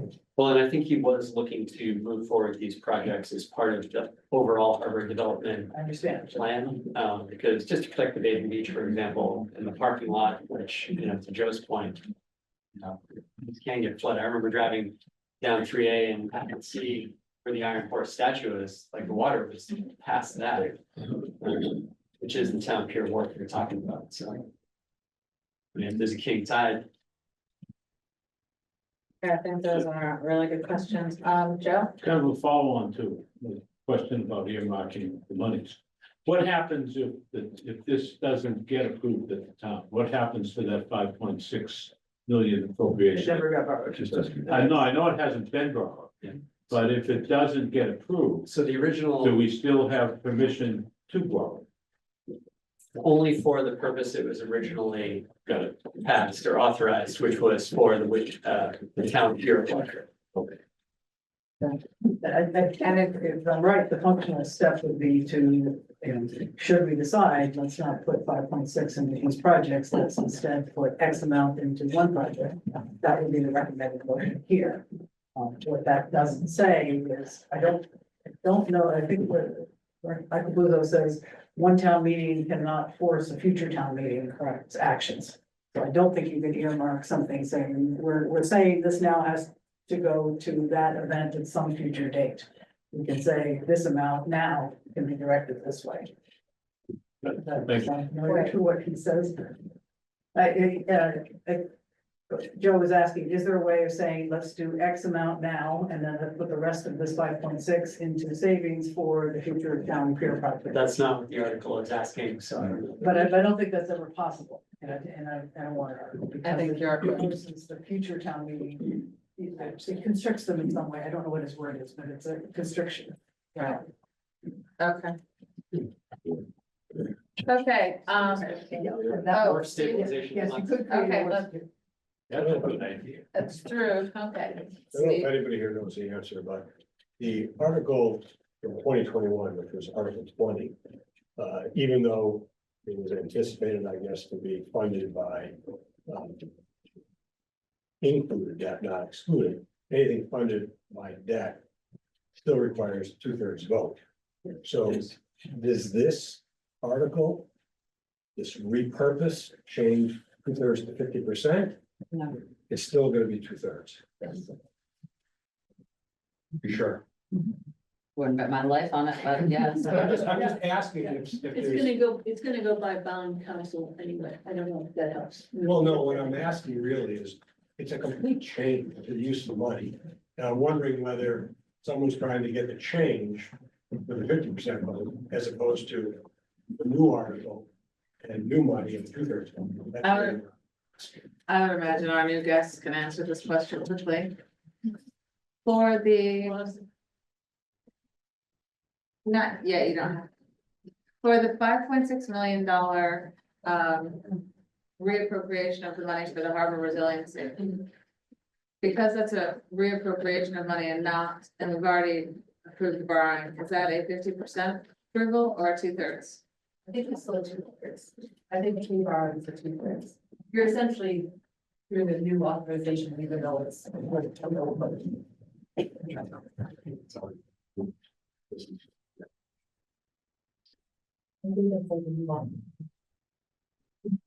So why don't we just hear questions that are only heard? Okay, Carol, did you have a question? Just a quick one from Michelle. So that money is included debt, what the article that was already passed back in 21. Is that already factored in the budget as, like, if you never bother to borrow it and we just let it languish, you'd still have more capacity than to borrow for something else. It is not included in the debt service budget because we haven't borrowed it, so it lives on the authorized but unissued list. Until we either rescind it or you guys authorize it, and then once we borrow it, it moves over to the debt schedule. Because then we'll know what years we're paying principal and interest. Great, thank you. Okay, if Brenda, Any other questions? In addition to 2/3 vote at town meeting, does it also require a vote at the ballot? No, it does not, This is we're not- not proposing it as a debt exclusion. So that one, so it does save one step.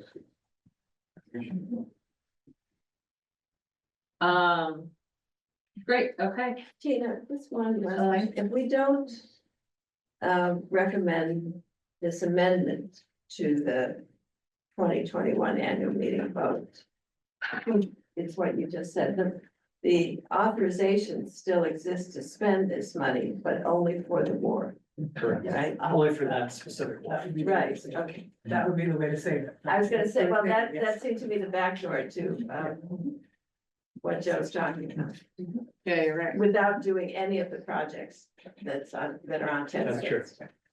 Is there, does that expire? No, well, not that I know of, like periodically we'll come to town meeting and we'll look at old things that are authorized but unissued, or like we did a project, but there was a small amount that we never issued because we didn't need it.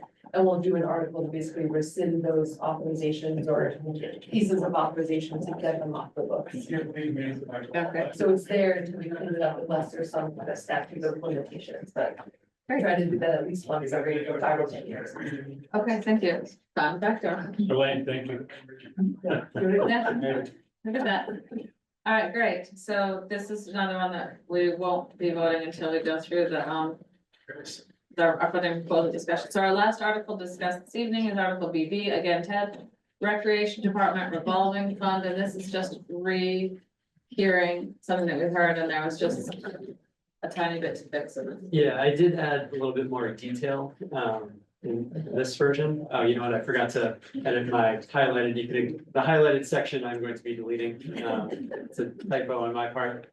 Any rate, the question that we had with this article at the time was, what was the cap? So just kind of refresh your memory. Per Massachusetts General Law Statute, blah, blah, blah, 53D is being changed or proposed to change to 53E.5 as far as the recreation revolving fund. Really the biggest takeaway here, and you guys can correct me if I'm wrong, is the rec director's salary, Mark Thorell, is currently paid by the town. If we change this, so the rec revolving fund operates under 53E.5, it would allow for full-time employees' salaries to be paid from the revolving rec fund, which could potentially free up some cash to be used by the town for other things. So that's, I guess, the main takeaway from this article. And I know we kind of covered this. Oh, and then the cap, sorry, is 2.7 million that would be authorized big expense. That was the missing piece last time.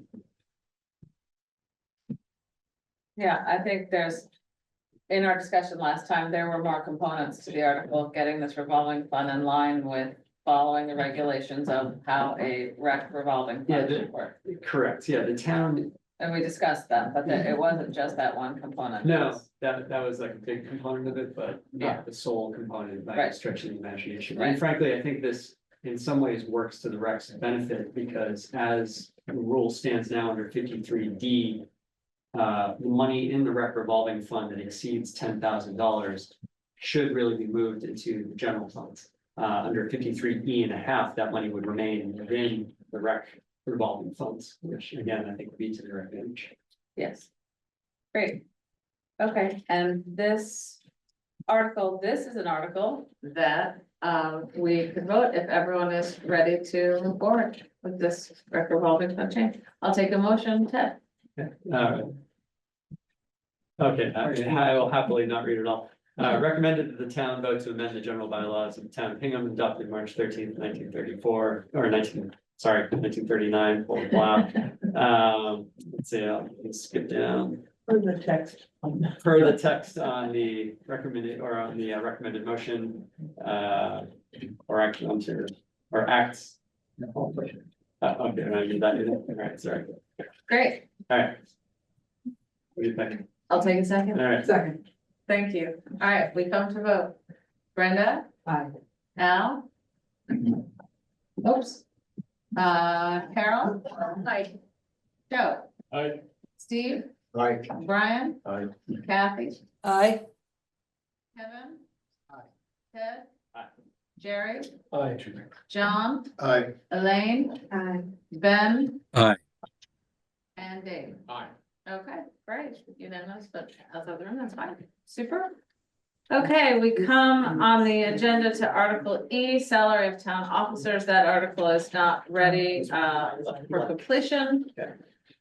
And then Article AA, which is the Center for Active Living, Article 97, legislation is also not currently ready, so we will be moving those articles to a future meeting. So that being said, we will move on to our warrant article proposed funding sources. You know, I have an answer for your earlier question. Oh, super, thanks. Tom. So I talked to both general counsel and bond counsel, and this may come as a big surprise to all, but Michelle was right. So, yes, we do need a 2/3 vote for that reauthorization. It is unfortunate that someday we're going to have to celebrate when Michelle is wrong. The day will never come.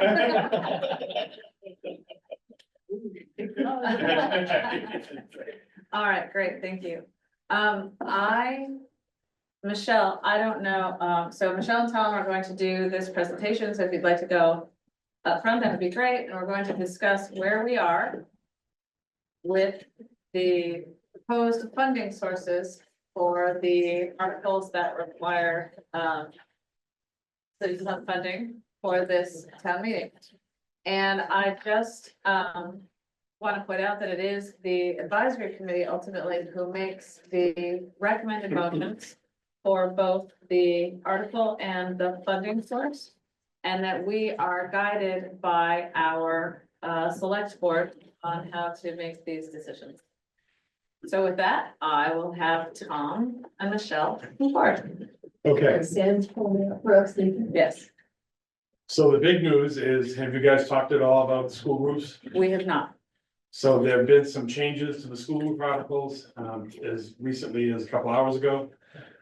You're gonna see bigger numbers here than you had seen the last time you discussed school roofs. So the select board just heard for the first time all of these changes tonight. There will be a remake, in essence, of 3 existing articles that you've already seen, and a submittal of 2 others for MSBA purposes. That's what this board is considering now. They weren't able to vote that tonight. They're gonna vote that Tuesday. And then send me over here as soon as they're done, to report out to you.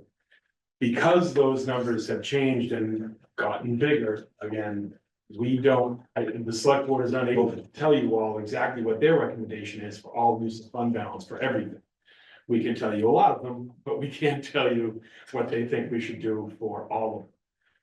Because if we had funded everything the way all the categories, but the way we thought we would with fund balance, we would be in excess of our excess fund balance. So we don't want to do that. So that said, there's $14.3 million in excess fund balance right now. Is there anything, Michelle, to make that bigger? The right side is empty, left side, I don't know if anybody else can see it. No, I can't, yeah. I you can't could read make any it- of it. Which is the best way to make a financial presentation. And you want the answer that you want. That's much better. Thanks, Sam. Okay, so the $14.3 million in excess fund balance right now, you guys got in the presentation, that number from me before. We're anticipating some amount of money for the reserve fund transfer article, annual article each year. We don't know how much that will be, and we won't know until just before town meeting. We're earmarking 2 million for it. It might be far less, it might be that number. We just obviously have no way of knowing until we get closer to town meeting. The OD, out of district, special ed costs will come in there. The school's estimates are 1.2 million for FY 26. And if you add together all of the debt excluded or enterprise fund articles, we would be adding $11,500,000 into from fund balance in theory, or borrowings. So what I can tell you is the majority of these, we have a sense of what the board would recommend. Not all. So the school ones are designed, and the Center for Active Living concepts are designed. Traditionally, we've funded design work with fund balance because if you don't end up building what you're designing, you would be paying debt service on those projects that you're not getting the benefit from going forward. So traditionally, we've funded design work with fund balance. Now, that said, these are both bigger than usual design projects. So, design costs. So, but that's right now, that's preliminarily, I can tell you that's the board's thinking. And ask a quick question. This might just be naive by me, but how is it that it costs 2.5 million to design a building? Round up, and it's gonna cost 3 million to design the roofs for the high school. So I don't have the answer to that, Kevin. I can tell you that the board tonight asked for the documentation, and that's partly why they didn't vote tonight. They didn't get the documentation to explain the roof design bid. We didn't have it, they didn't have any of the documents to review from the school. It's not just the roof, it's also HVAC and solar. Yeah, For everything. But it's still. Still for all three. Yes, all three. yes, but it's not, Not just the. not just. Brenda had her hand up. This afternoon, the school folks who were talking with us about these said that that number came from their engineer Habib, saying it would be 8 to 10% of the cost of the total project. So that's where that number came from. That's right. Oh, that's right. 8.7%. It doesn't have piece parts to it, it has. It's from math equation. So. Benefactor living, just, that money for design coming out of unassigned fund balance. If you were to have done everything at once, zero would come out of unassigned fund balance and you would debt finance it. So. Given that, when you go to debt finance it, will you seek to finance the whole project and pay back unassigned fund balance? And if not, why not?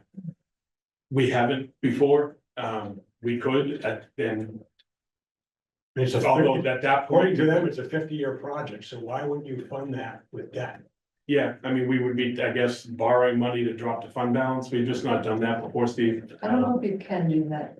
Yeah, we'd have to ask the bond council, but Even if you did though, like, would we be looking at like a note? We typically start short term, like borrow for 1 year. Yeah, but it would still cost us money to borrow. You still pay interest in the beginning and then we bond it as we've spent the money and kind of locked in the rates. But I'm not sure you can borrow just to put it in. But is there something to be done? Because it seems like you're stealing it. No, you're taking a lot of money out of cookie jar for really long-term projects, which should be funded with debt. But what if they don't pass? I get it. That's why I'm asking if there's a fix for what we're doing. so we could talk to fund balance and inform you on Tuesday night. We can talk to bond council and inform. And I'm just trying to Get you an answer to that. channel what I hear from Jerry. Anything over X number of years, ought to be funded with debt. And you can borrow for engineering and design studies, you have to pay those back within 5 years under Mass General Law. If you did borrow for that and then you got the construction money, you can reach back for prior borrowing and make that debt excluded over the longer term, but I haven't heard of anything where you can borrow. You have to borrow for certain purposes under Mass General Law, and I don't think you can do that just to put it in reserves. I don't think that's an allowed use. Something doesn't make sense, so that's why I'm asking questions. Okay, Because it's cash flow. issue. Oh, you're. okay, let's let you continue. No, this is a big conversation. Okay. So the, right now, the DPW vehicles and equipment and the pickleball courts, and I'll jump ahead to the turf field. Those are the items that are probably the best candidates for moving to borrowings, if we had to.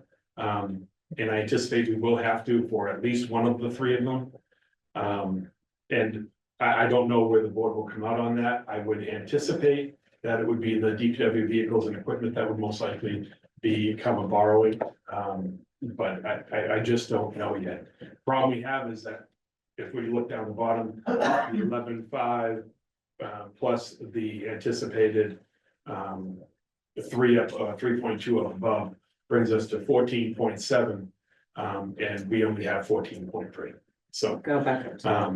we don't want to, yeah, it's just. I'm scrolling my paper. I think it's Sam's. Yeah. Well, I'm scrolling here like you guys can see what I'm doing.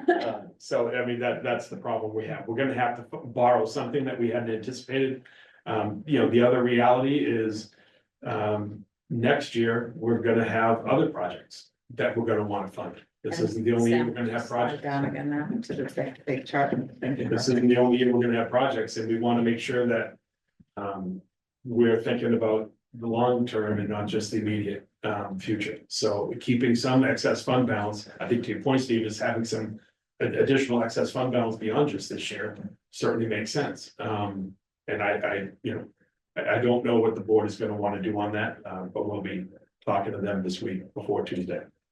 I'll mention those 3 projects. We picked those because there's not anything that's a schematic design or kind of design engineering article. It raises the bar. You guys were just talking about borrowings being a 2/3 vote instead of a majority, so that's a factor in terms of if any 1 or 2 of those articles would become a borrowing instead, and you have to look at the useful life of what you're borrowing for and kind of match like the payback period over that time. I can tell you 2 things. One is most design projects are similar more to QQ and RR. Where we got these, we're assuming to use hundreds of thousands of dollars out of fund balance, certainly not millions. And the other thing I would say is the only one I'm 100% positive will come out of fund balance is digitization for $40,000. So if that helps your deliberations at all. We can vote that tonight. Exactly. So this is complex stuff. There's a lot of issues, a lot of factors that go into it. The board is doing their best, but they have to do their due diligence as well. And that's what they're trying to do with the school group discussion that they just heard tonight. So. If you scroll down real quick, we also just had a few other, just in a different color, some of the other borrowings that were proposed in the article, you guys, in the warrant, right, you guys just talked about the harbor resiliency and reauthorizing that as kind of general fund debt. And then the two enterprise funds, the water system and the country club borrowing for different things, but paying those back from their revenues.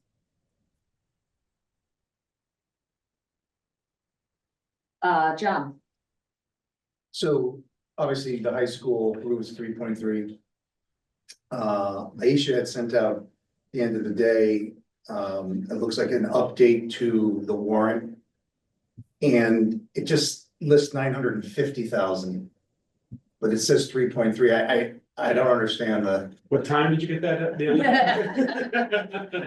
know. That was true as of this morning. Yeah, that was this morning. That was, hold on. Oh, she did, she sent it to me at 3:22. Yeah, as of this afternoon, the number changed to 3.3 for design. Okay, so, all right, fine, this It was is 952. all right, this is just too, just not right. So it will say, the warrant will say 3.3. The article, excuse me. Well, Yes. the article probably will just say to raise and appropriate, borrow, or transfer a sum of money. It'll have to be in the motion. Okay. Yeah, that's. Okay, thank you. And that's why, to your point, we literally just came in. Yeah. And the board hasn't seen any of the documentation, they hadn't been able to do any of their due diligence. And they were asking, you guys gotta go over to AdCom, how are they gonna feel about this? I'm like, well, they'll likely throw us the tomatoes at us, but you can only vote what you're comfortable voting. Yeah. So that's what they do. And you may have already talked about this, but part of what Aisha and Katie were working on over the last 2 days was talking to the MSBA legal team and getting approval to have these, if these votes go forward at this town meeting, the language is written such that if we get into the MSBA process in the fall, we won't need like a special town meeting because they only have 90 days or whatever to get the approval. So they got kind of pre-approval from the MSBA to do it this way since we're a 1 town meeting town. Yep. Could you imagine if we were a 2 town? other questions on this at this time? I have a question. Kathy? Okay, I know that the $40,000 for the digitization of town historical records is the smallest number up there. But is that eligible for CPC funds? It could be, I believe, but we have to check, it's a question of historic documents, so it potentially could be, Kathy, the problem was, these aren't historic documents in that they're old documents. They're documents that came in as recently as today for the historic department. They themselves are not historic, you might be remembering, Kathy, we funded some historic preservation work for old documents that the town had going back into the 1600s, a number of years ago. We used CPC for that. Okay. This is different than old documents. These are current documents for the historic department. And I don't know how CPC would feel about that. The CPA, whether or not it would be. Brenda? Yeah. I have to say that I'm deeply uncomfortable about using all of this excess unassigned fund balance. I think one's cookie jar. I'll say so we. Yeah, and knowing that we have several very big projects that are actually big versions of these, town wharf, the building of this, center of active living. And obviously the whole roof AC project. What really helped was having that stabilization fund, the $7 million that we put aside the same year that we voted those 2 projects. I would really like to see us do that again. So, what thoughts do you have about if you were to put any of these off, what would they be? So that we don't take it out of unassigned fund balance, we put it into a stabilization fund so that we go to town meeting a year from now saying, these are the big projects, we always have to invest in our future, and this is what we'll do to make tax impact more bearable. I think there's two components to that answer. One is what we anticipate excess fund balance being next year. And this might be the earliest anyone's ever asked for the next year's fund balance. But you do have 6 months since, I mean, since it's always done as of June 30th of 24, right? We have. Well, we have some sense, right, our investment earnings are high again, nowhere near what they've been each of the last 2 years. But even half that is significant. We expect over $3 million in investment earnings this coming year. There'll be some degree of turnbacks, though less than before, because we're paring everything down with these budget cuts every year. That probably will directly affect our ability to receive large amounts of turnbacks every year, right? So, to answer your question, I think you're likely to see about $4 million in fund balance next year, excess fund balance-ish. And I have been hoping that we'd be able to put at least 2 to 3 million as a tax offset if the HCAL were to go forward. Some people might want to do that for the roof design work as well. I'd also note that that this excess fund balance calculation brings us down to 20%. And as we know, there's a range of 16 to 20. I'm not suggesting we should go below 20, lest I get more tomatoes thrown at me, but I'm just pointing it out. And then there's the recommendations we would make here. I think you're looking at 3 blanks and column E there.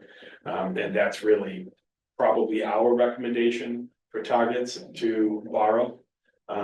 Unless we end up in a different place with Steve's question for Tuesday, on the other ones, on the design numbers.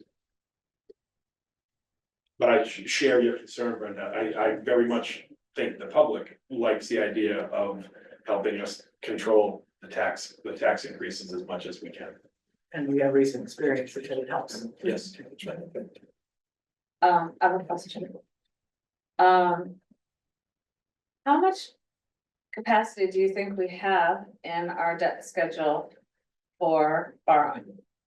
Between FY 26 and 27, there's about $300,000 that falls off the debt schedule, kind of below the levy or not excluded debt. So I think you could fit something in there, but relatively small things like this.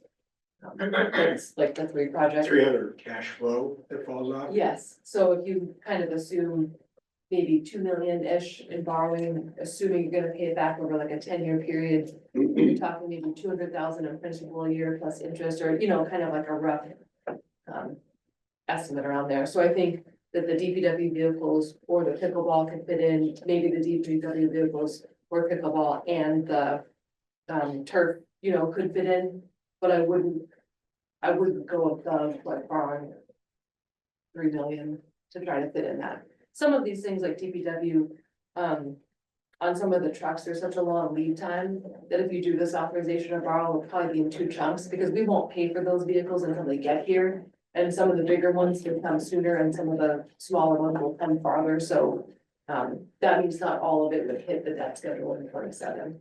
And for anyone who's interested, there is Michelle printed this beautiful debt. John Asher brought it. He was so. Did he? Yes. Did it? Yeah.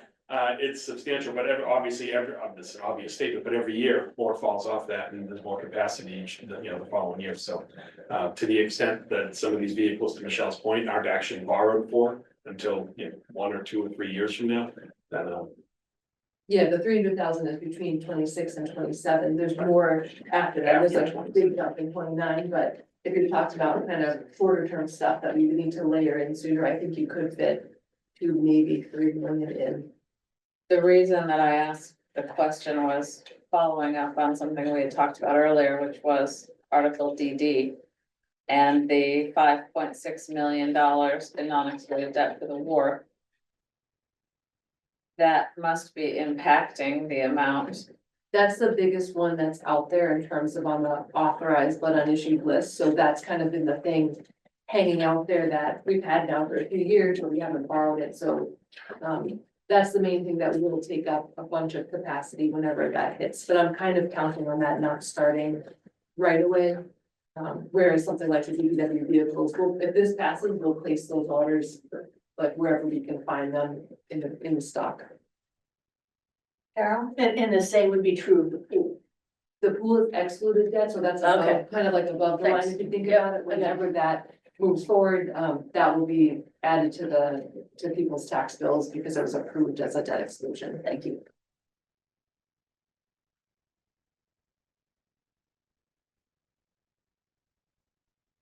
Are there, oh, I have one more. If we were to spend this amount of fund balance in a year, is that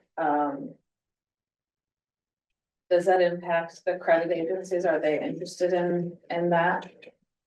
Yeah, they flagged and told us one item that could potentially, and you know, this is their job, they weren't warning us, this was not a warning, this was a statement of fact, that if all of a sudden the town started to spend down its reserves, that could be something that would affect the rating. But I don't know that spending down our excess reserves still within the parameters of our financial policy would trigger something like that. I think it would not. If we all of a sudden spent well beyond that policy and got down to 5%, then yeah.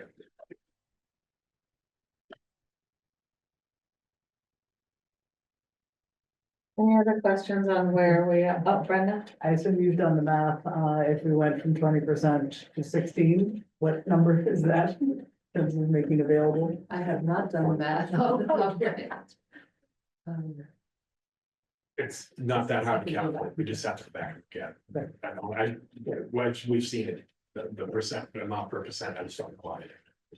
Again, since you're talking about 4 million coming in, this could be another Yeah. potential source coming in. That's right. It just- Yeah, exactly. Should be aware of it.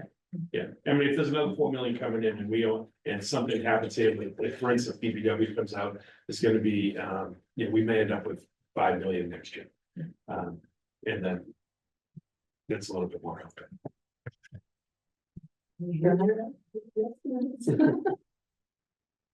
How many years, in your, tenure as town administrator have we had excess fund balance at that $3-4 million level rather than, Usually.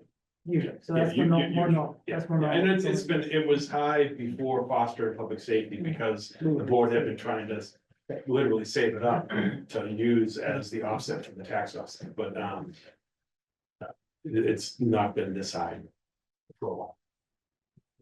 So just having the 3 to 4 million isn't terrifying. Yeah. As a town. Okay, fair enough. That's my. It's a good I mean, question. back in 2008, they dropped below. I don't know if this, I don't know when your last AdCom running was it then? It dropped below, do you know what number it dropped below? I can't remember. It dropped a little bit lower than I think the rating agencies were super happy with. They Yeah, just, there was Ted reported that he was given a call to kind of watch out. yeah, exactly. Yeah, it wasn't a downgrade. It was. No, they didn't downgrade us, but it was disappointing. Yeah. Thank you. Okay, I think this gives us a lot to think about and definitely really appreciate you doing that. Be here Tuesday. I'm sorry I don't have more info, so doing the best we can. We know, and appreciate that. Okay. Thank you. Thank you, Michelle. Thank you. Okay. Moving on, liaison updates. At this time, we have none. If anyone has liaison updates, remember, please send them to me for agendas because making agendas is. I have to get those out. So I'm going to move on to housekeeping.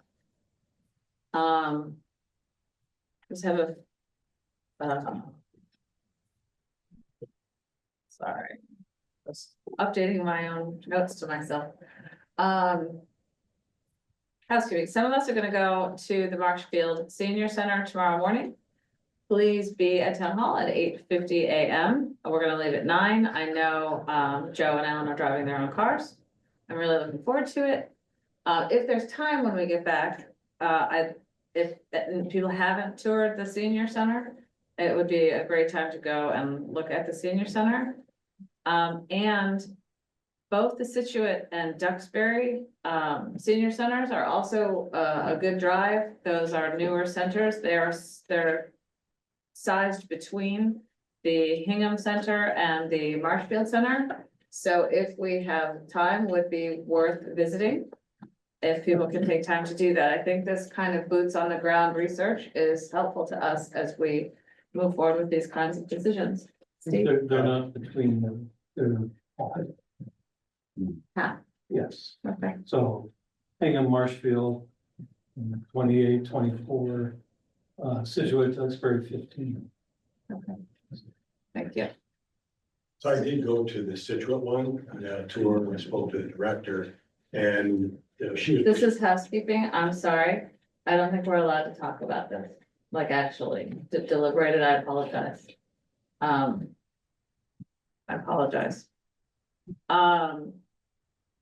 Our next meeting is Tuesday, March 18th. You know, we have meetings Wednesday and Thursday as well, and the meeting on Tuesday, March 18th, also starts at 6:30, like tonight.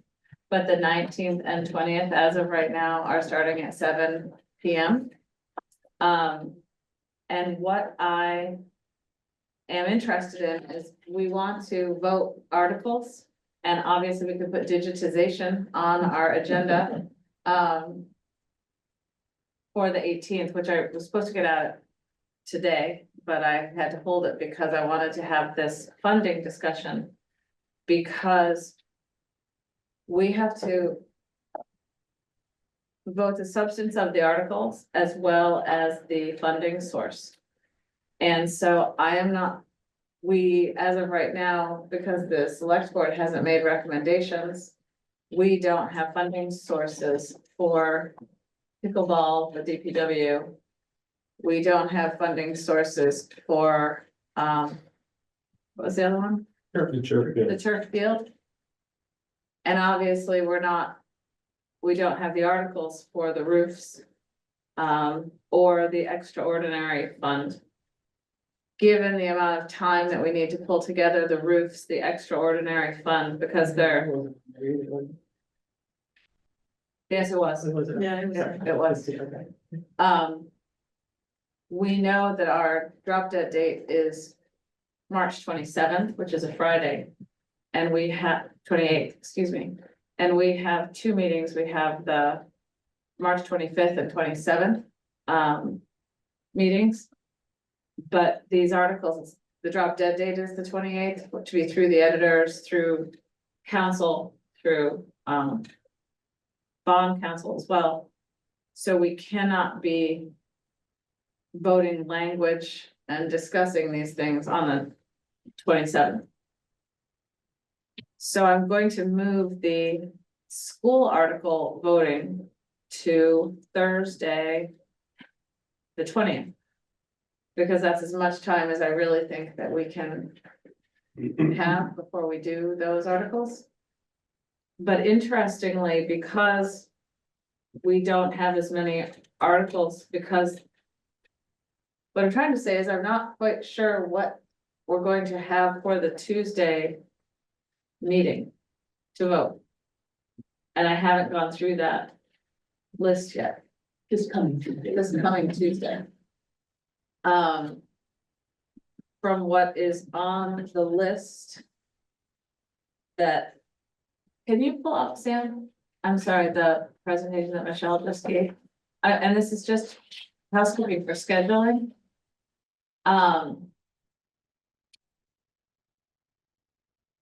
So there's the Center for Active Living. The South Shore Country Club. And the digitization, as well as the three at the bottom. That we could do. Potentially on Tuesday.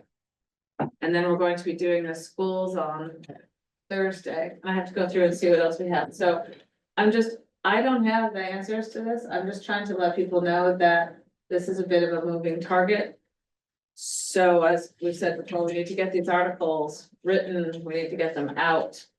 So that we're ready to vote them. I hope that made some sense. If everything has to be, ready to whatever final on the 28th. What is our drafted date? In other words. The warrant.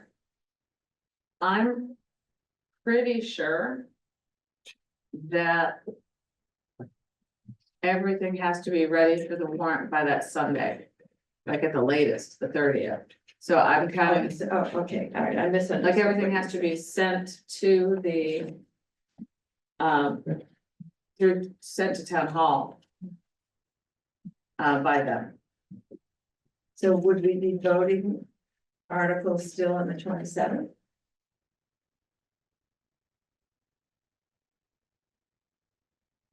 I think that would be awfully late to be voting any articles. But I do remember at one of our meetings at the very, very last minute, we were doing one. And we were editing it and writing it at the very last minute. But it wasn't pleasant for our editor or really for the rest of us. It's not good practice. Which is why it would be really good practice if we could get everything voted by the 20th. I'm just not sure if that is realistic. I mean, so many of these things are out of our control currently. But we could be here Thursday. I mean, it's not like things are bogged down here for the most part. I mean, there are some things that could be sent to the editor right now, but we've got multiple things that we don't have the data to process. We don't even have an article, so, I mean, it's not, it doesn't matter whose fault it is, but in terms of thinking about what we can control at this point, the answer is not much, unfortunately. That is correct. Would you agree? Yes, I would agree. John? So even though for me in the roofs, even though it's not a formal article, I can still Start writing. start writing. Absolutely. Okay. We should be writing, we should get everything that we can get written. We've already written once for the roofs. Right, so we can, yes, I mean, we don't That can be adapted. need to wait for the last bits of information in order to put together the comment and the concept of the recommended motion. But given that I want to make sure that legitimately we have enough to do next Tuesday, Wednesday, and Thursday. It seems like we do, but at the same time, we're waiting on information. So I don't want to make people. Carol? I was just gonna ask if you would be open to, if Tuesday is, we have 3 things we could vote. Would we just do a Zoom? And vote those? I know it's a pain doing or whatever, but if we're not discussing them, or you think we might have more discussion? You don't have to answer that now, I'm just lobbing that out as a suggestion. If there's a small amount to do, I love the idea of keeping them moving. But, that's, think about it. You don't think about it now. Thank you. I appreciate the suggestion. Jerry? I know there's probably a good reason for not combining Wednesday with Tuesday, but what is it exactly? In other words, Tuesdays are normal night. We don't have a lot that we can imagine right now. Why wouldn't we take whatever was on the agenda for Wednesday and do Tuesday and skip Wednesday? I don't know what's on the agenda for Tuesday or Wednesday. At this time, we have to, originally, we were gonna vote all the funding articles on Tuesday, the 18th, and we're gonna vote the budgets as well.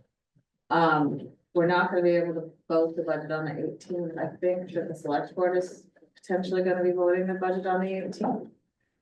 So I'm more thinking that we might not need the Tuesday. That's the, Brenda? I feel like we need a chance to talk with each other about all the things that we're thinking about, all these contentious and potentially money articles. So is there a way to create an agenda that says, let's talk about it? What are we thinking about the amount of money for the work project? What are we thinking about the amount of money that the schools are asking for? How many school roofs do we want to support? Just, as deliberations, not as votes. But I feel like we have a lot of tough judgment calls to make in the next 10 days. And, you know, I know what I'm thinking, but I'm really interested to know what my colleagues are thinking, and I think we need to hear each other out. So that's- Originally, because we're going to be voting these articles, I had put together the idea of this discussion tonight with exactly that idea, that we would see this proposed funding presentation and go around the table and talk about our thoughts. Unfortunately, because we don't have those proposed recommendations right now, it wasn't the right time to go around, because that's what we have done in the past. We go around the table and we talk about our response, you know, how we're feeling about these things. So that is definitely something that will go on an agenda early next week. We have to also vote the ACES budget. The school has already voted that budget, so ACES, excuse me, the school committee, the school budget. So ACES needs to get together and vote that, so that we're prepared. But we need to vote the town budget. That's probably also gonna be on the 20th, maybe. So I apologize. I don't want to be deliberating. I'm just trying to talk about housekeeping scheduling. So I appreciate your input, Steve. So I think Brenda's point is great. We don't need a run list. We have a lot of money we're spending, potentially a lot of projects, and I too would like to hear what others have to say about everything. So we could use Tuesday just, and probably use all of Tuesday for that. We haven't really had a chance to deliberate and talk about these things. Could I have one thing to that? Thank you. Yes. To the extent that we can identify which articles we feel need further discussion. Find out what the consensus is. And try to shrink the funnel. Everything else can be voted in an hour. But there's a subset of articles that probably not a big number. And then put it in the context that Brenda's talking about. We've got John's point the other night about taking the bigger picture and kind of put context around it. But that's really the nature of the Scheduling, work that's left, trying right? to focus on the scheduling. Yeah. Thank you. That is what, oh, Jerry, I'm sorry to see you. So I'm feeling like I know a fair amount about many of these budget type or money votes, with one exception, and that is the school roofs and the way it's kind of been morphing at the last minute. I feel like it's a bit of a bum's rush for a very significant amount of We money. can't deliberate this right now. Fair enough. I'm just saying that in the past, we've had advisory committee has not made decisions on things in time for the warrant. One says advisory committee will make its decision, or will make its presentation or report on the night of town meeting. And I wonder if some of these, I won't mention any planning, but if some of these, which I feel need more calendar time, we might consider doing that, because, Doing an insert. and I'm not talking about a bunch of them. I'm talking about a very, very, very small. Thank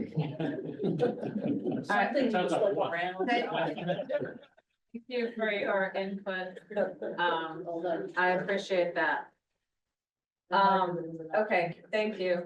Then we'll move on from housekeeping, and we have meeting minutes. We don't have meeting minutes to We can approve. do those on Tuesday. Okay. Get on Sunday. Great. Okay, thank you. We have 3 meetings next week. Okay. If there's nothing else to discuss, I'll take a motion to adjourn. So moved. Second. Okay, we'll go through my list. We'll start with Brenda. I Carol. Senior missionary specialist in Brigham City, Utah. The Bound, Brian. Becky and Charlie.